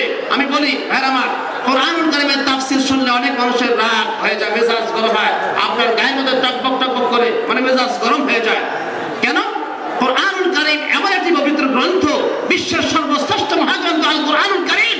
এই কোরআনুল কারীমের তাফসীর যখন মানুষ করবে সঠিকভাবে, হক বাস্তব জীবন নিয়ে, তখন আপনার ওই সমস্ত কাফের, মুশরিক, বেঈমান, মাজুসি, ইহুদি, খ্রিস্টান, বাহাই ধর্ম, শিয়াই ধর্ম, যত কিছু আছে ইসলাম বিরোধী আর কোরআন বিরোধী, নবী বিরোধী, আল্লাহ বিরোধী, রাসূল বিরোধী, তাদের মেজাজ গরম হয়ে যাবে, ঠিক না ঠিক বলেন। তাদের অন্তর সহ্য হবে না।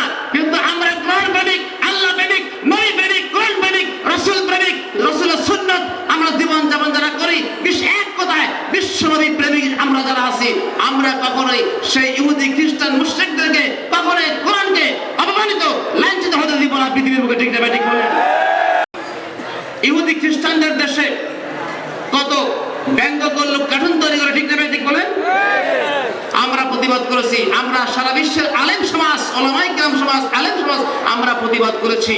কারণ বিশ্ব নবীকে এই কলিজার চাইতে, আত্মা চাইতে বেশি করে ভালোবাসতে না পারলে সে খাঁটি মুমিন ব্যক্তি হতে পারবে না, ঠিক না ঠিক বলেন।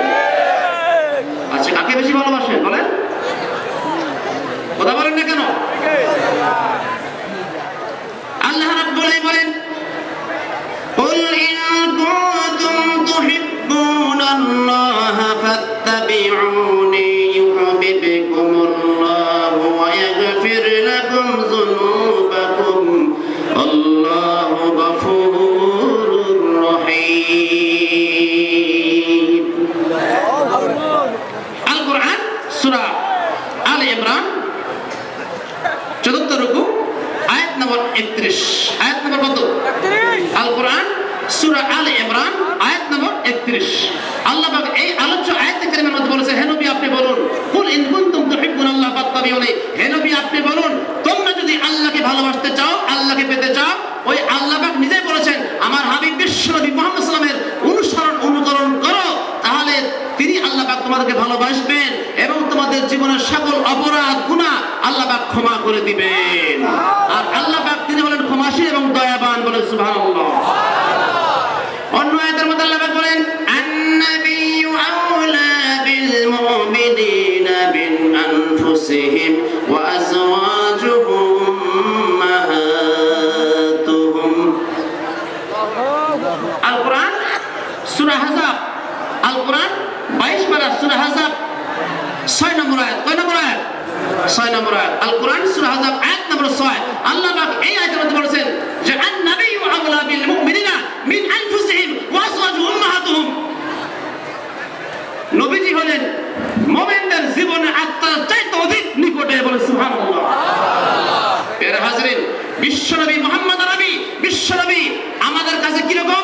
বিশ্বনবী হলেন এই সত্যিকার তার যারা উম্মত, নবী প্রেমিক, মুমিন মুমিনাত, এই মুমিন মুমিনাত, মুসলিম মুসলিমাদের যে আত্মা রয়েছে, হৃদয়ের মধ্যে কলব রয়েছে, এই কলব আত্মা হার্টের চাইতে অধিক নিকটবর্তী হলেন ভালোবাসার দিক দিয়ে নবী প্রেমিকের কাছে। নবী হলেন ওই প্রেমিকদের কাছে অতি নিকটে, বলেন সুবহানাল্লাহ। সুতরাং বিশ্বনবীর বিরুদ্ধে কোন ব্যক্তি লেখালেখি করবে? ইসলামের বিরুদ্ধে, আল্লাহর বিরুদ্ধে, কোরআনের বিরুদ্ধে, ইসলামের বিরুদ্ধে এবং নবীর বিরুদ্ধে যদি কোনো কথা লেখে আর কোনো মানুষ যদি কটাক্ষ করে, ক্রিটিসাইজ করে, আমরা ছেড়ে দেব না। আমরা বাংলা তাওহীদি জনতা, এই কোটি কোটি তাওহীদি জনতা, আমরা এর প্রতিবাদ করবো, ঠিক না বেটি বলে? জীবন দিয়ে হলে পারবেন তো? আর হাত তুলেন, কে কে পারবেন? হাত তুলেন। নারায়ে তাকবীর, লিল্লাহি তাকবীর। আল কোরআনের আলো, আল হাদিসের আলো, ইসলামের শত্রুরা, ইসলামের শত্রুরা, লিল্লাহি তাকবীর। এর হাজিরিন, মনে রাখবেন এই কলিজার চাইতে, আত্মার চাইতে বিশ্ব নবীকে বেশি ভালোবাসতে হবে, ঠিক না ঠিক বলেন? কারণ বিশ্ব নবী নিজে বলেছেন, সহিহ আল বুখারী, সহিহ মুসলিম হাদিসে রয়েছে, আনাস বিন মালিক সাহাবী তিনি বলেছেন, আল্লাহ রাসূল বলেছেন, লা ইউমিনু আহাদুকুম হাত্তা কুনা হাব্বা ইলাইহি মিন ওয়ালিদি ওয়া ওয়ালাদি ওয়ান নাস আজমাইন। রাওয়াহুল বুখারী।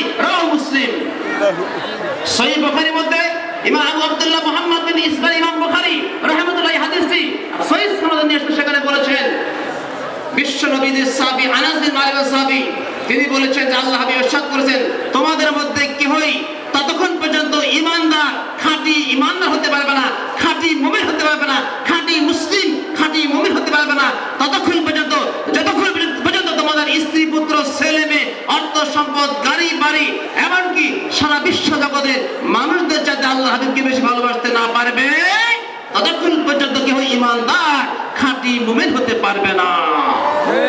কি ঠিক না ঠিক বলেন?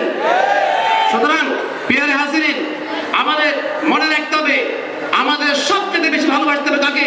বিশ্বনবীকে। কাকে বলেন? বিশ্বনবীকে ভালোবাসতে হবে। বিশ্বনবী আপনার কাছে আছে, আপনার সব আছে। বিশ্বনবী নাই, আপনার কাছে নাই, কিছুই নাই দুনিয়া। ঠিক না ঠিক বলেন?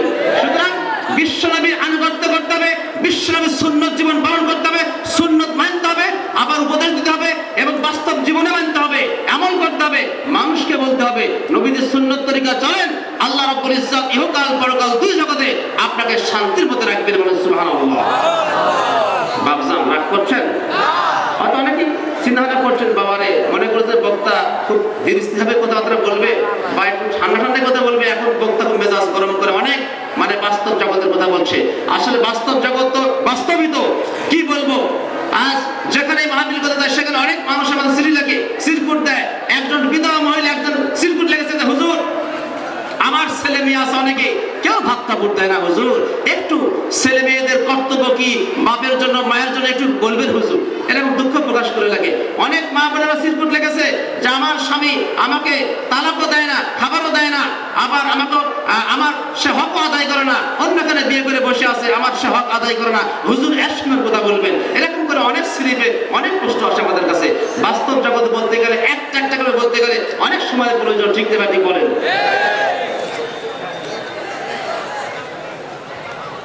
বাপজানেরা রাগ করছেন? এটুখানি জিকির করে লা ইলাহা ইল্লাল্লাহ, আরো জোরে লা ইলাহা ইল্লাল্লাহ।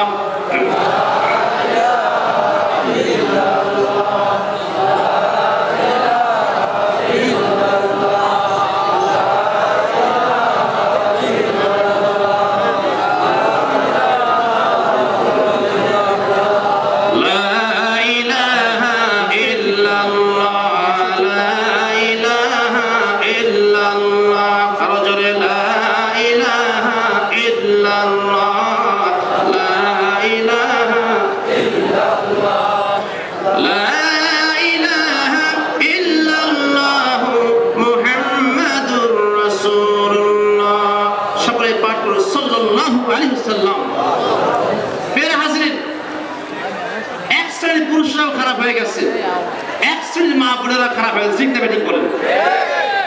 পুরুষরা বিয়ে করে, আমাদের যুবক ভাইরা বিয়ে করতে গিয়ে কাবিন নামায় লেখে দেন মহল লিখেছে ১,৯২,৭৭২ টাকা, তাই না স্যার পয়সা? ঠিক না ঠিক বলেন? নাম সাম কিছু দিল, ৫০০ টাকা বা ১,০০০ টাকা নগদ দিয়ে দিল, বা নাকে টবেল দিয়ে দিল, শেষ, আর দেয় না। আর ওই স্ত্রীর দেড় মহল পরিশোধ করতে করে না, ইচ্ছে করে করে না, কত টাকা লক্ষ লক্ষ টাকা নষ্ট করে। অথচ স্ত্রী কোনদিন বলে না স্ত্রী ও প্রাণে প্রিয় দেওয়া বউ তোমার দেড় মহলটা আমি পরিশোধ করে দিই, তুমি সামান দেবে আনন্দে গ্রহণ করো, এই কথা বলতে চায় না। যত পারে আর ফাঁকি দেওয়ার চেষ্টা করে। ঠিক না ঠিক বলেন? আবার স্ত্রীর দৃষ্টির আগোচরে গিয়ে এরকম করে মোবাইলে ফোন দিচ্ছে, দিয়ে তার ডার্লিং সাথে কথা বলছে, হ্যালো কথা বলতেছে, হ্যালো, আরে কি, যাতে স্ত্রী বুঝতে না পারে সেজন্য অনেক দূরে গিয়ে কথা বলতেছে, হ্যালো মাই ডিয়ার ডার্লিং, কেমন আছো বলো, কথা বলতেছে। ডার্লিং বলছে হ্যাঁ ভালো আছি, I am well, I am so I am fine, এরকম করে কথা বলছে। তো প্রিয় হাজিরিন, অথচ হালাল স্ত্রীর হক সে আদায় করে না। ঠিক না ঠিক বলে? এক শ্রেণীর পুরুষরাও খারাপ হয়ে গেছে, এক শ্রেণীর মা বোনেরাও মেয়েরাও খারাপ হয়ে গেছে। মেয়েরাও করে কি, স্বামীর দৃষ্টির অগোচরে তারা আবার ফোন নিয়ে করছে, হ্যালো আমি জোসনা বিবি বলছি, এরকম করে কথা বলছে, গল্প করছে। স্বামী নাই, চলে গেছে ব্যবসা বাণিজ্যের খাতে, চলে গেছে ঢাকা শহরে, 2 রাত থাকবে। এখন 2 রাতের পর রাত 12টার পর থেকে শুরু করেছে আর ডার্লিংয়ের সাথে প্রেমিকের সাথে কথা, আর কথা শেষ করে 1 ঘন্টা 2 ঘন্টা 3 ঘন্টা সারা রাত গল্প চলতেছে, ঠিক না ব্যাটিং করেন। আবার কোন মেয়েরা করছে কি পরকীয়া, পরকীয়া প্রেমের কারণে নিজের স্বামীকে হত্যা করেছে, ঠিক না ব্যাটিং বলেন। এই বাংলার জমিনে পরকীয়া প্রেমের জন্য অনেক মেয়েরা স্বামীকে হত্যা করেছে, তার নিজের সন্তানকে হত্যা করেছে, ঠিক না ব্যাটিং বলেন। আবার পরকীয়া প্রেমের জন্য অনেক স্ত্রী, অনেক যুবক ভাইরা নিজের স্ত্রীকে সন্তানকে হত্যা করেছে, ঠিক না ব্যাটিং বলেন। এই বাংলাদেশে ঘটনা সংঘটিত হয়েছে যে সন্তান হয়ে নিজের বাপ মাকে জবাই করেছে, হত্যা করেছে, ঠিক না ব্যাটিং বলেন। দেখেন নাই পত্র পত্রিকায়, আপনি ঐশী দেখেন নাই আপনারা, নিজের বাপ মাকে হত্যা করেছে সে।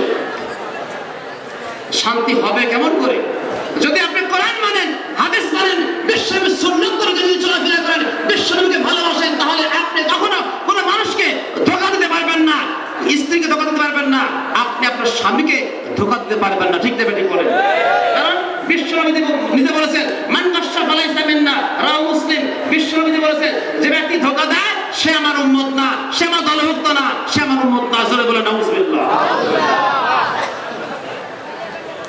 আবার এক স্বামী একদিন, এক স্ত্রী লোকের স্বামী আমার কাছে সিরকুট লেগেছে, হুজুর আমি গরিব মানুষ, কিন্তু আমার শ্বশুর পক্ষ খুব ধনী মানুষ, আমার স্ত্রী সব সময় উপর মেজাজ গরম করে কথা বলে, পায়ে তালাক করে লাথি মেরে ফেলা যায় ঘাটের থেকে। সর্বনাশ, সর্বনাশ। কি বিয়ে করেছেন আপনি? পরে তার মোবাইল নাম্বার দিয়েছে, আমি তার মোবাইলে কথা বললাম, ভাইজান আপনার কথা একটু ভালো করে শুনবো, এই জন্য কল দিয়েছি, বলুন। বলছে হুজুর আমার স্ত্রী তো আমার কথা মতন চলাফেরা করে না, আমার কথা শুনে না, কিছুই বুঝছেন হুজুর, একটু দোয়া করেন। আমি বললাম এটা দোয়া করার কাজ নাই, দোয়া করা লাগবে না, আপনি আপনার স্ত্রীকে নামাজি বানান, আপনার স্ত্রীকে পর্দার মধ্যে রাখেন, পর্দা শিক্ষা দেন, কোরআন শিক্ষা দেন, হাদিস শিক্ষা দেন, 5 ওয়াক্ত নামাজ আদায় করার শিক্ষা দেন, ব্যবস্থা করেন, নবীর সুন্নাত তরিকা চলাফেরা করার ব্যবস্থা করে দেন, দেখবেন যে আপনার স্ত্রী ভালো হয়ে যাবে, আপনিও ভালো হয়ে যাবেন। ঠিক কি ব্যাটিং বলেন?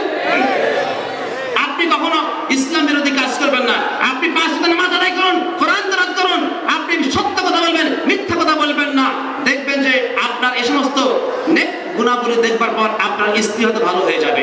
অথবা আপনি কোরআন থেকে একটা আমল দিলাম, আপনি এই আমলগুলো করেন আর তাহাজ্জুদ নামাজ আদায় করে আল্লাহর কাছে দোয়া করেন।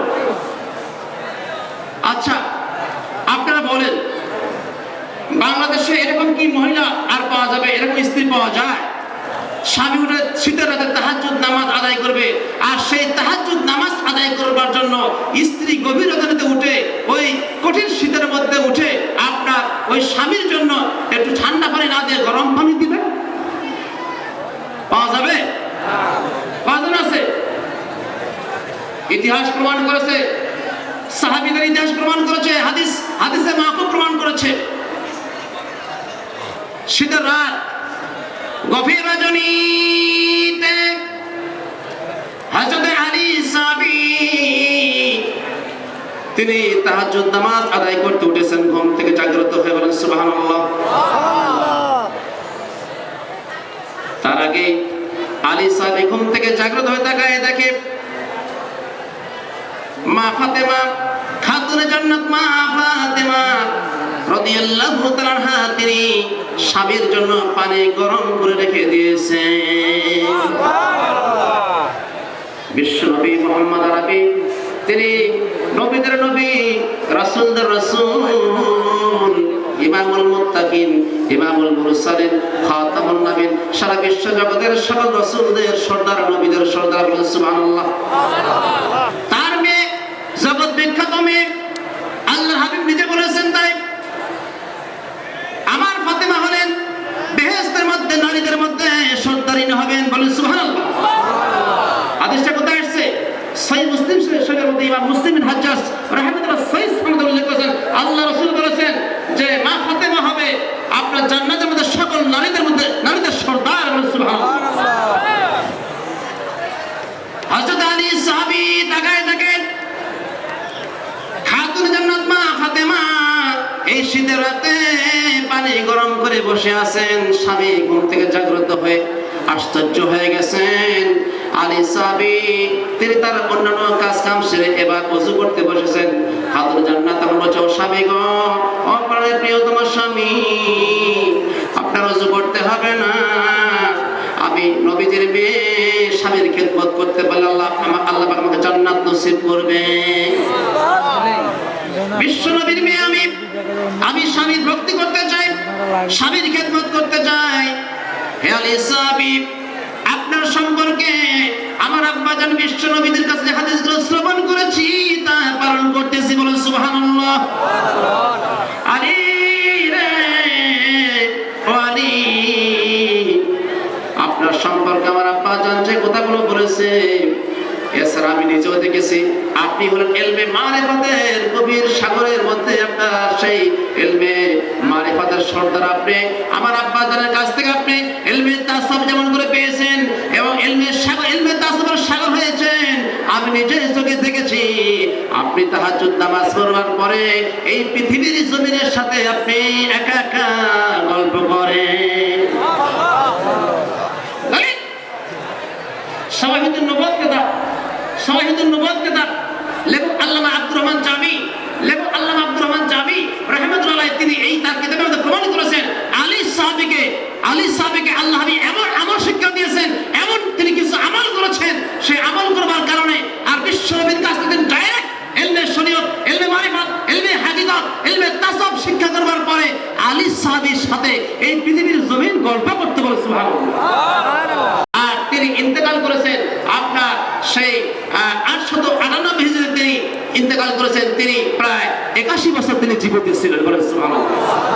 লক্ষ লক্ষ হাদিসের হাফেজ ছিলেন, তিনি ছিলেন 81 বছর জীবিত ছিলেন আর লক্ষ লক্ষ হাদিসের হাফেজ ছিলেন। তার কিতাবের মধ্যে আল্লামা আব্দুর রহমান জামি রাহমাতুল্লাহ শাওয়াহিদুন নবুওয়াত কিতাবে উল্লেখ করেছেন যে আলী সাহাবী তিনি এমন এলেম বিশ্ব নবীর কাছ থেকে পেয়েছিলেন যে আলী সাহাবী তাহাজ্জুদ নামাজ পড়ার পর গভীর রজনীতে উঠে তিনি পৃথিবীর মাটির সাথে জমিনের সাথে গল্প করতেন। বলেন সুবহানাল্লাহ। আপনারা কি একাধিক গল্প করতেন মাটির সাথে ভাই? কেন আমরা গল্প করি কার সাথে? এই যে হ্যালো মোবাইলের সাথে নাকি? হ্যাঁ। আর আলী সাহাবী তিনি গল্প করেছেন তাহাজ্জুদ নামাজ আদায় করে এই পৃথিবীর জমিনের সাথে। বলেন সুবহানাল্লাহ। সুতরাং ভাই আমার জোরে সোরে বিশ্ব নবীকে খুশি করে দেন, দোষী পাঠ করি আল্লাহুম্মা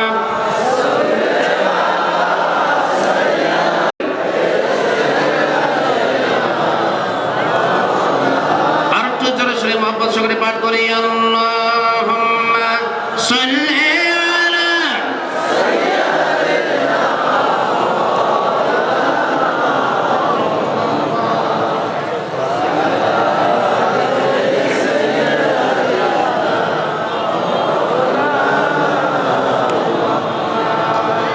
সম্মানিত মুসল্লি ভাইরা, সম্মানিত তাওহীদি জনতা ভাইরা, আমার সংগ্রামী বন্ধুগণ, প্রিয় হাজিরিন, যুবক ভাইরা, বাবাজিরা, ওলামায়ে কেরাম, হাফেজ সাহেবরা এবং এই বিরাট ওয়াজ মাহফিলের, ঐতিহাসিক ওয়াজ মাহফিলের ম্যানেজিং কমিটির সকল সদস্য ভাইরা এবং স্বেচ্ছাসেবক ভাইরা, ভালো করে শুনেন, মনোযোগ সহকারে শুনেন।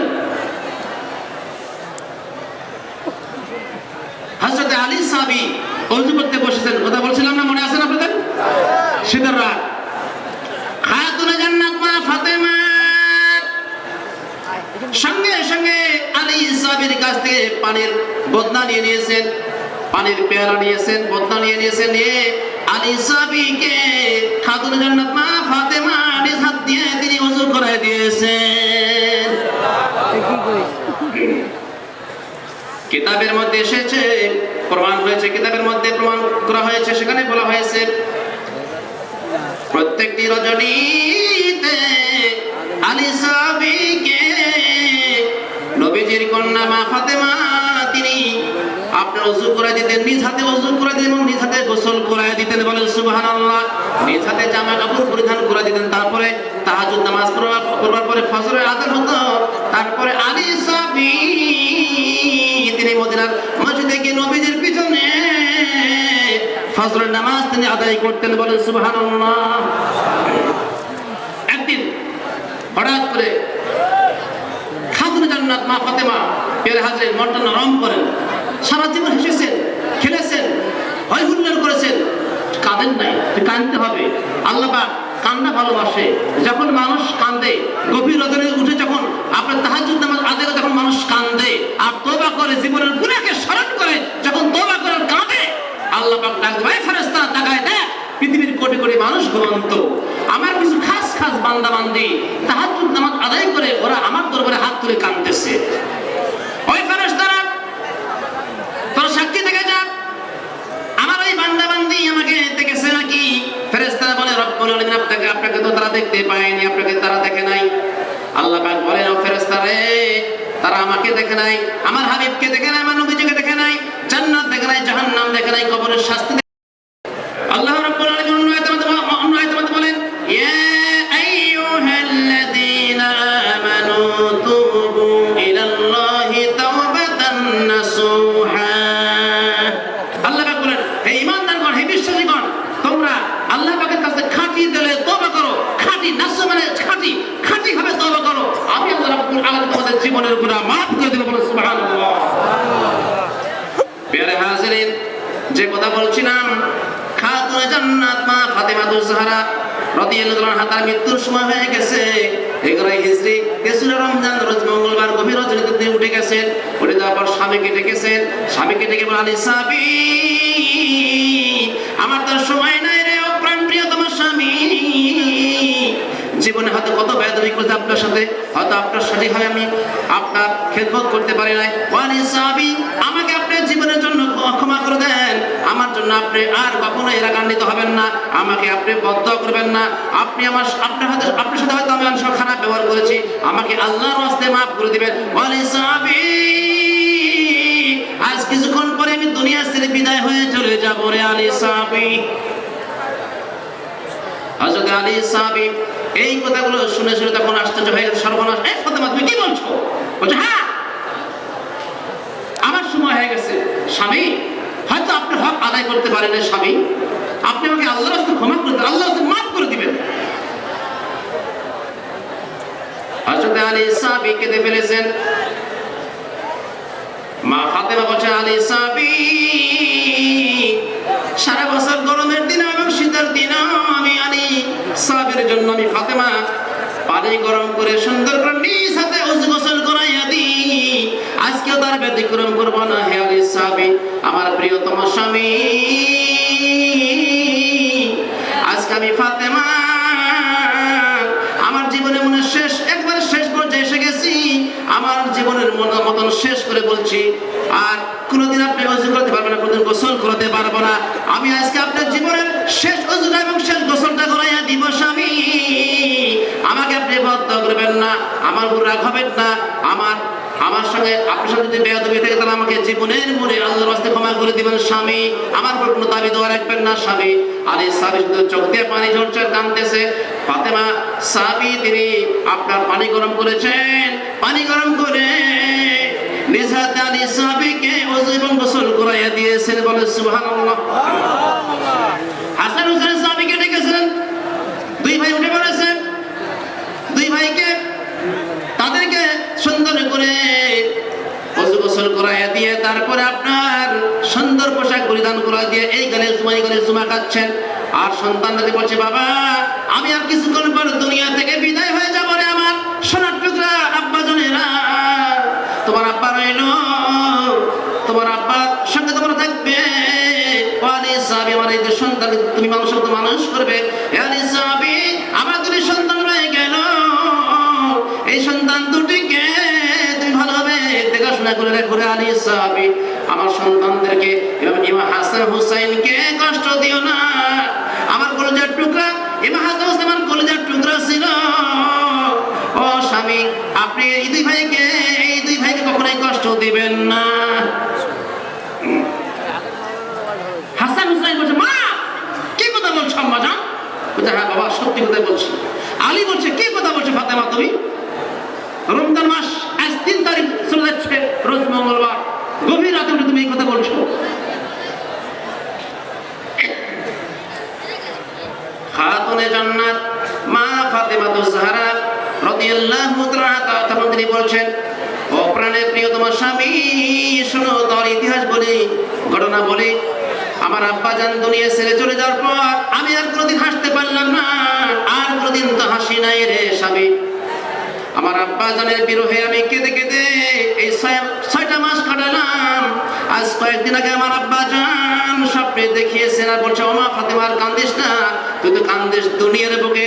ও ফাতেমা তুই কান্দিস দুনিয়ার বুকে, আর দুনিয়ার বুকে তোর চোখের পানিগুলো তোর আব্বা জানের রওজা শরীফের মধ্যে জমা হচ্ছে। ফাতেমা, ও মা ফাতেমা আর কেঁদো না বাবা, মা আর কান্দিস না, আর 3 দিন পর তুই আমার সাথে তোর সাক্ষাৎ ঘুরে দেবে বলে সুবহানাল্লাহ।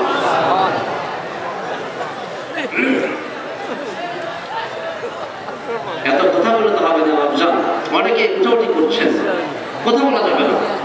আপনাদের কি সমস্যা হচ্ছে কি বাবজান? যে সমস্ত ভাইয়েরা দাঁড়িয়ে আছেন এবং মাহফিলের প্যান্ডেলের মধ্যে দাঁড়িয়ে আছেন, উঠে চলাফেরা করছেন, হাঁটা চলাফেরা করছেন, হাঁটা চলাফেরা করবেন না। মাহফিলে আদব রক্ষা করতে হবে ভাই। কোরআনের মাহফিল, হাদিসের মাহফিল, নবীদের জীবনের আলোচনা মাহফিলে, এগুলো ভালো করে কান পেতে মনোযোগ সহকারে শুনতে হবে, শ্রবণ করতে হবে, আমল করতে হবে। ঠিক ঠিক বলেন? সুতরাং আপনারা যদি হাঁটা চলাফেরা করেন তাহলে বক্তাদের সমস্যা হয়। আসলে একটু জিকির করে লা ইলাহা ইল্লাল্লাহ,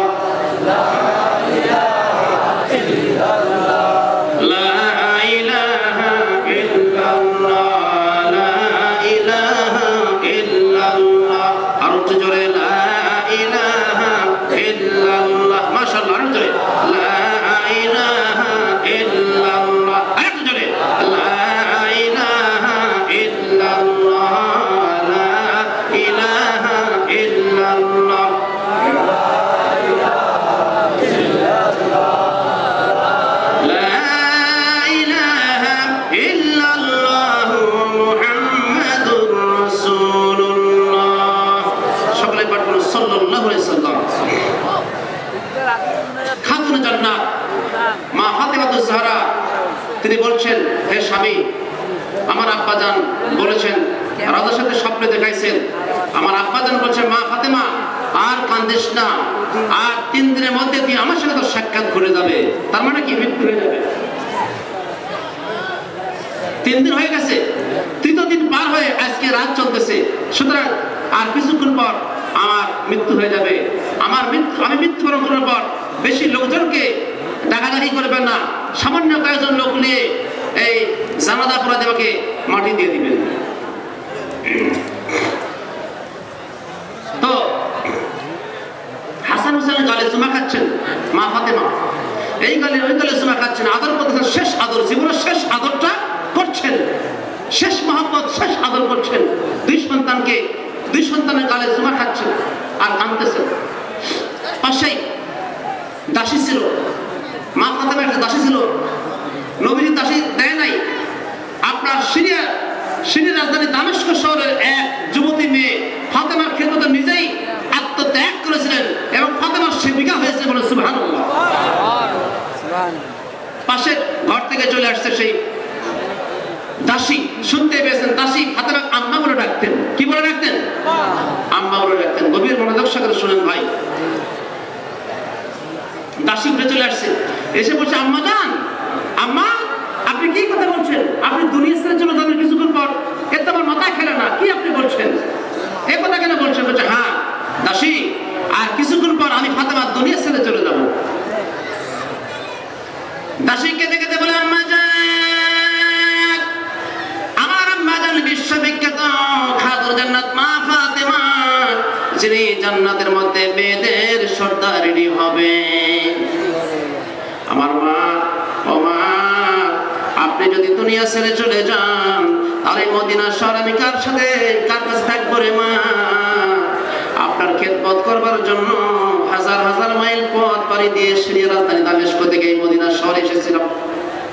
হাজার হাজার মাইল পথ পাড়ি দিয়ে এই মদিনা শহরে এসেছিলাম আমার আম্মা জানের খেদমত করব, জান্নাতি মায়ের খেদমত করবার কারণে, জান্নাতি মায়ের খেদমত করার জন্য আমি এখানে এসেছিলাম। মা, আপনি যদি দুনিয়া ছেড়ে চলে যান তাহলে এই মদিনা শহর অন্ধকার হয়ে যাবে। আমি মদিনা থেকে তাহলে কি করব? আমি ওই মদিনা শহর ছেড়ে চলে যাব, আর থাকবো না মদিনাতে। মা ফাতেমা বলছে, দাসী, ও দাসী রে, কান্দিস না, আগে পিছে সবার যেতে হবে, দুনিয়ার মায়া মহব্বত ছেড়ে সবারই যেতে হবে। মৃত্যুকে ভয় করিস না রে দাসী, মৃত্যুকে ভয় করা যাবে না। বেশি বেশি করে নেক আমল কর, নেক আমল তৈরি কর, নেক আমল করে কবরে নামিস। আল্লাহ রাব্বুল আলামিন তোর কবরটা জান্নাতের বাগান বানাইয়া দিবে।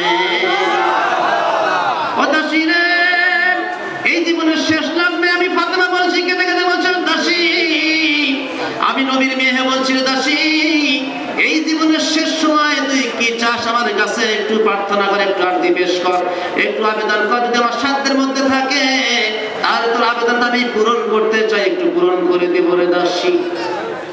দাসী কেঁদে কেঁদে বলে আম্মা জান, ও আম্মা জান, আমি দাসী কিছু চাই না, অর্থ সম্পদ গাড়ি বাড়ি চাই না রে আম্মা জান। এই দুনিয়ায় ইজ্জত সম্মান অর্থ সম্পদ গাড়ি বাড়ি কিছু চাই না।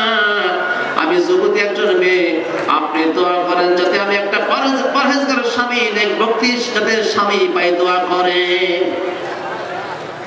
নবীজির মেয়ে বললে হ্যাঁ দোয়া করবো, তুই নেক ভক্তি, তুই স্বামী পাবি, নেক তোর স্বামী নেককার স্বামী হবে। আর কি চাস বল? দাসী কেঁদে কেঁদে বলে আম্মা জান, এই জীবনের শেষ মুহূর্তে আমি আমার আম্মা জানের পবিত্র জবান মুবারক থেকে শুনতে চাই। আমার প্রশ্ন হলো, কি নেক আমল করলে আল্লাহ রাব্বুল আলামিন পরকাল জগতে, ওই কিয়ামত জগতে আমাকে আল্লাহ রাব্বুল আলামিন রাজি খুশি হয়ে জান্নাত নসিব করবে? খাতুনে জান্নাত মা ফাতেমা কেঁদে কেঁদে বলে মা দাসী, দাসী রে শুনে, আমার আব্বা জান বিশ্বনবী, আমার আব্বা জানের মুখ থেকে আমি হাদিস শ্রবণ করেছি। আমার আব্বা জান ভবিষ্যৎবাণী করেছেন, ভবিষ্যৎবাণী করে গেছেন। সেই ভবিষ্যৎবাণী হলো আজ থেকে 50 বছর পরে 61 হিজরি সনে আমার সন্তান হুসাইন সাহাবী,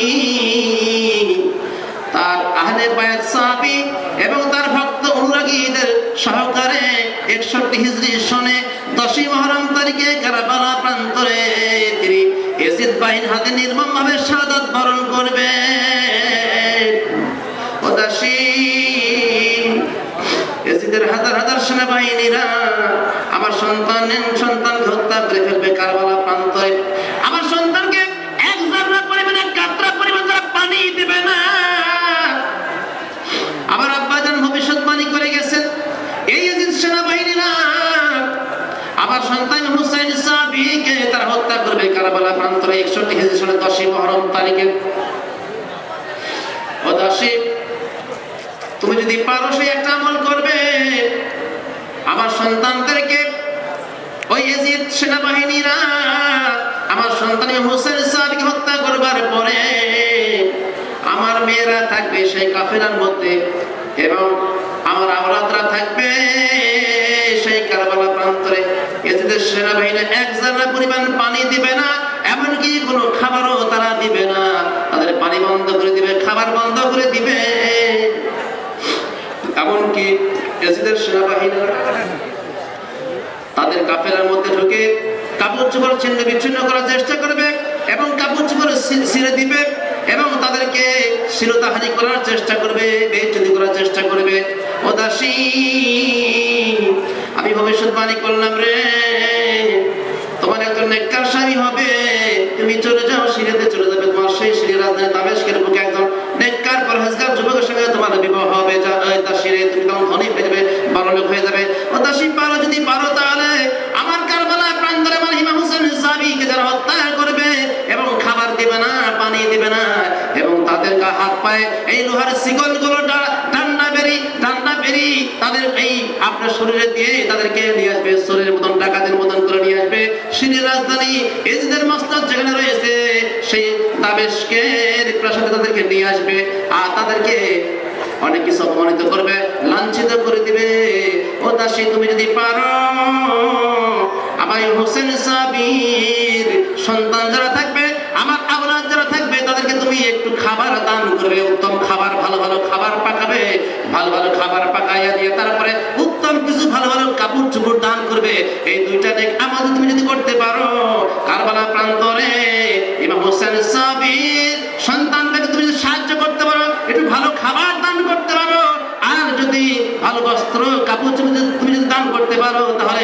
দুইটা নেক আমল করবার কারণে আল্লাহ রাব্বুল আলামিন তোমাকে জান্নাত নসিব করে দিবে।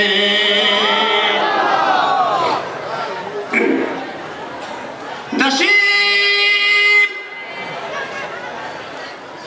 কেঁদে কেঁদে অস্থির হয়ে গেছে আর বলছেন, আম্মা জান আপনি দোয়া করেন আল্লাহ পাক আমার হায়াত বাড়ায় দিক আর তৌফিক দিক। আল্লাহ রাব্বুল আলামিন যদি আমাকে জিন্দা রাখেন, জীবিত রাখেন, তাহলে সত্যি করে বলছি আপনাকে ওয়াদা দিয়ে দিলাম, আমার ইমাম হোসেন সাহাবী আমার ভাই, তাকে শাহাদাত বরণ করবার পরে আমি যেখানে থাকি না কেন আপনার আওলাদদের জন্য আমি সুন্দর সুন্দর খাবার পাকায়া দিব, ভালো ভালো উত্তম খাবার দান করব আর ভালো ভালো বস্ত্র দান করব। আপনি দোয়া করেন মা জননী আল্লাহ যাতে আমাকে বাঁচিয়ে রাখেন, বলেন সুবহানাল্লাহ। এর হাজরিন, এই সমস্ত কথাবার্তা আলাপ আলোচনা করবার পরে খাতুন জান্নাত মা ফাতিমাতুজ জাহরা তিনি দুনিয়া ছেড়ে বিদায় হয়ে গেলেন। ইন্না লিল্লাহি ওয়া ইন্না ইলাইহি রাজিউন পাঠ করেন, তিনি দুনিয়া ছেড়ে চলে গেলেন। তারপরে তার জানাজা নামাজ হয়ে গেল। জানাজা নামাজের ইমামতি করলেন হযরত আলী কাররামাল্লাহু সাহাবী, মতান্তরে আব্বাস সাহাবী, আব্বাস সাহাবী মতান্তরে আলী সাহাবী, তিনি জানাজা নামাজে ইমামতি করে তারপরে তাকে আপনার সুন্দর করে জান্নাতুল বাকি নামক কবরস্থানে তাকে দাফন করা হয়ে গেল। ওই দাসী 3 দিন পর মদিনা শহর ছেড়ে তিনি চলে গেলেন। যাওয়ার পরে আপনার 1 বছর 2 বছর করতে করতে 50টা বছর পার হয়ে গেল। 61 হিজরি সন চলে আসলো এবং 10 মুহররম তারিখ যখন শুরু হয়ে গেল, কারবালা প্রান্তরে ইমাম হোসেন সাহাবী তার ভক্তদেরকে নিয়ে তিনি কারবালা প্রান্তরে ইমাম হোসেন সাহাবী তিনি শাহাদাত বরণ করলেন। আর ওই খবর হয়ে গেল। তারপরে ওখান কারবালা প্রান্তর থেকে তখন ডান্ডা বেরি দিয়ে আপনার বিশ্বের সবচেয়ে বড় হারামখোর, বিশ্বের হারামখোর, যিনি আপনার কোরআনের শত্রু, হাদিসের শত্রু, নবী প্রেমিক নয় বরং নবী প্রেমিকদেরকে হত্যা করেছে এজিদের সবচেয়ে চরম এবং পরম বন্ধু, সে হচ্ছে ইবনে জিয়াদ। ঠিক না ভাই বলেন? ইবনে জিয়াদ, ওবাইদুল্লাহ ইবনে জিয়াদ, তার পুরো নাম ওবাইদুল্লাহ ইবনে জিয়াদ। ইবনে জিয়াদ বলা হয় এই নরপশু, তার অর্ডারে তো ইমাম হোসেন সাহাবীকে শহীদ করে দিয়েছে কারবালা প্রান্তরে। প্রিয় হাজিরিন, তারপরে ইমাম হোসেন সাহাবী শাহাদাত বরণ করবার পরে আপনার ওই কারবালা প্রান্তর দিয়ে কুপনগর দিয়ে চলে গেছে, সিরিয়ার রাজধানী দামেস্কে তারা নিয়ে গেছে। আর এদের সেনাবাহিনী তাদের কাপড় চোপড় ছিঁড়ে দিয়েছে, খাবার দেয়নি, রান্না বেড়ে দিয়ে নিয়ে চলে যাচ্ছে। ওই দাসী শুনতে পেয়েছে, তার দোতলা বাসা, সেখানে শুনতে পেয়েছে যে একদল লোক অপপ্রচার চালাচ্ছে, কারবালা প্রান্তরে ডাকাত ধরা পড়েছে। ধরে বলেন নাউযু বিল্লাহি মিন যালিক। তখন দাসী বুঝতে পেরেছেন, ভালো ভালো খাবার পাকাইছেন, ভালো ভালো উত্তম পোশাক নিয়ে আর খাবারের পোটলা করে তিনি নিচে চলে আসছেন, রাজপ্রাসাদে চলে আসছেন। আর বলছে কোনো বাদশাকে ভয় করে না, কোনো এজিদকে ভয় করে না, এজিদের শাসককে ভয় করে না, এজিদ শাসক বেঈমান শাসক এরকম করে বলছে। আর বলছে এরা নবীর দুশমন, এরা নবীর দুশমন, এই জন্য এদের হুকুম অনুযায়ী নবীর আওলাদকে হত্যা করা হয়েছে কারবালা প্রান্তরে। এর চেয়ে বড় শত্রু ইসলামের হতে পারে না, আর বড় নরপশু হতে পারে না। ঠিক না ঠিক বলেন? এজিদকে ভালোবাসবেন আপনারা? বলেন ভালোবাসবেন না। কারণ এজিদ সম্পর্কে তাফসীর ইবনে কাসির আল্লামা হাফিজ ইমাদউদ্দিন ইবনে কাসির রাহমাতুল্লাহ সহিহ সনদে আল বিদান নিহার আপনার 8ম খণ্ডের মধ্যে উল্লেখ করেছেন। কারবালা প্রান্ত আলোচনা করতে গিয়ে আল্লামা ইবনে কাসির সহিহ সনদ উল্লেখ করেছেন। বিশ্ববিখ্যাত সকল মুজতাহিদ আলেম ওলামা সকলে একমত হয়েছেন, এজিদকে বলতে হবে লানাতুল্লাহ। এজিদ হলো আল্লাহ অভিসম্পাদ, আল্লাহ লানত। বলেন নাউযুবিল্লাহ মিন যালিক। এজিদ হলো আল্লাহ পাকের লানত, আল্লাহ অভিসম্পাদ। ঠিক না ঠিক বলেন? প্রিয় হাজিরিন, তখন ওই দাসী ভালো ভালো খাবার দান করেছেন, বস্ত্র পোশাক দিয়েছে, বলে সুবহানাল্লাহ। এরপরে স্বপ্নে দেখানো হয়েছে জান্নাতের মধ্যে দাসীকে নিয়ে ঘুরতেছেন মা ফাতিমা, বলে সুবহানাল্লাহ। প্রিয় হাজিরিন, এজিদের দরবার থেকে যখন মদিনার দিকে পাঠানো হয় তখন ইমাম হোসেন সাহাবীর স্ত্রী ছিল সেই কাফেলার মধ্যে, তার নাম কি ছিল? শাহরবানু। কি নাম ছিল বলেন? জোরে বলেন, নাম কি ছিল? শাহরবানু। সহ চলে আসতেছেন, মদিনা শহরে আসবেন, অনেক পথ, অনেক রাস্তা। একটা জায়গা গির্জা আছে, গির্জার পাশে বিরাট বড় মার্কেট রয়েছে শহরের মধ্যে। ওই মার্কেটের সামনে এসে মরুভূমির উপরে তাবু খাড়া দিয়ে, রাত হয়ে গেছে, তাবু খাড়া দিয়ে ওই আপনার নবীর আওলাদরা ওখানে রাতে ঘুমাচ্ছেন, একটু শুয়ে থাকবেন। পরের দিন ওখান থেকে আবার রওনা হবেন মদিনা অভিমুখে। কি ভাবছেন? আপনারা কি রাগ করছেন নাকি? কি বন্ধ করে দেবো? অনেক আলোচনা আছে বাবজান, সময় তো নাই। আলোচনা করবো কিভাবে বাবজান বলেন? আরো 1 ঘন্টা ভাই এত পাপ করতে পারলে তো সমস্যা, এরকম করতে আরো 1 ঘন্টা সমস্যা। আচ্ছা দিয়ে দেন।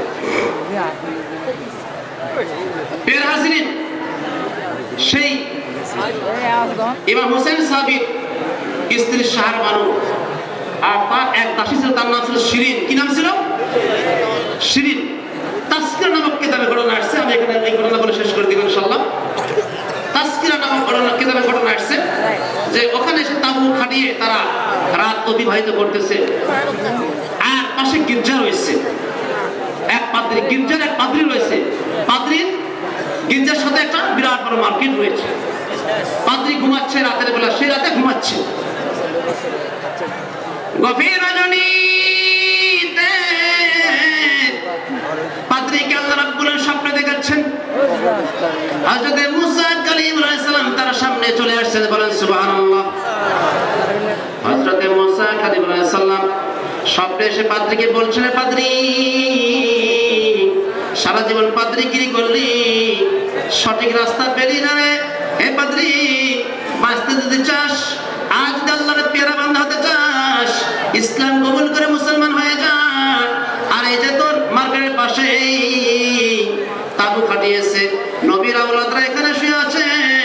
আগামীকাল সকাল হওয়ার পরে ও পাদ্রী, এই নবীর আওলাদদেরকে তুই উত্তম উত্তম ভালো ভালো তুই খাবার দান করবি। বলো সুবহানাল্লাহ। পাদ্রীকে স্বপ্নে দেখাচ্ছেন মুসা কালিমুল্লাহ আলাইহিস সালাম। হ্যাঁ পাদ্রী, ওই পাদ্রীর নাম হচ্ছে আব্দুল আজিজ। নাম কি? পাদ্রীর নাম হচ্ছে আব্দুল আজিজ। পাদ্রীর নাম কি বলেন? আব্দুল আজিজ।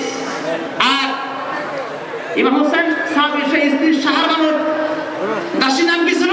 শিরিন। কি নাম? শিরিন।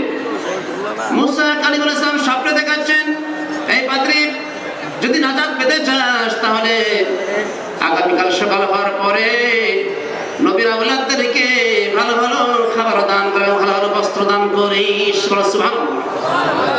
পাদ্রী ঘুমাতে উঠে গেছে। সকাল হওয়ার পরে ফজর নামাজ আদায় করেছেন শাহর বানু।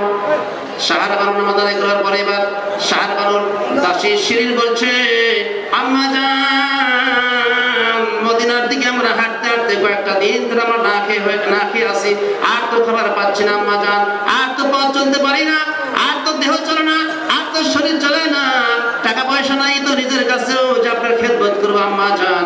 আপনি যদি অনুমতি দেন তাহলে আমাদের কাফেলার মধ্যে যে এই সোনার গহনা পাতি আছে, সোনার গহনা পাত্র পাশে একটা মার্কেট রয়েছে, একটা নাকি পাত্রী রয়েছে, পাত্রীর মার্কেট রয়েছে। এই মার্কেটের ভিতরে গিয়ে আমার স্বর্ণকারের কাছে গিয়ে আমরা কিন্তু সোনা বিক্রি করে দেবো। এই সোনাগুলো বিক্রি করে দিয়ে এই টাকা পয়সা দিয়ে আমরা কিছু খাবার আমরা কিনে আনবো।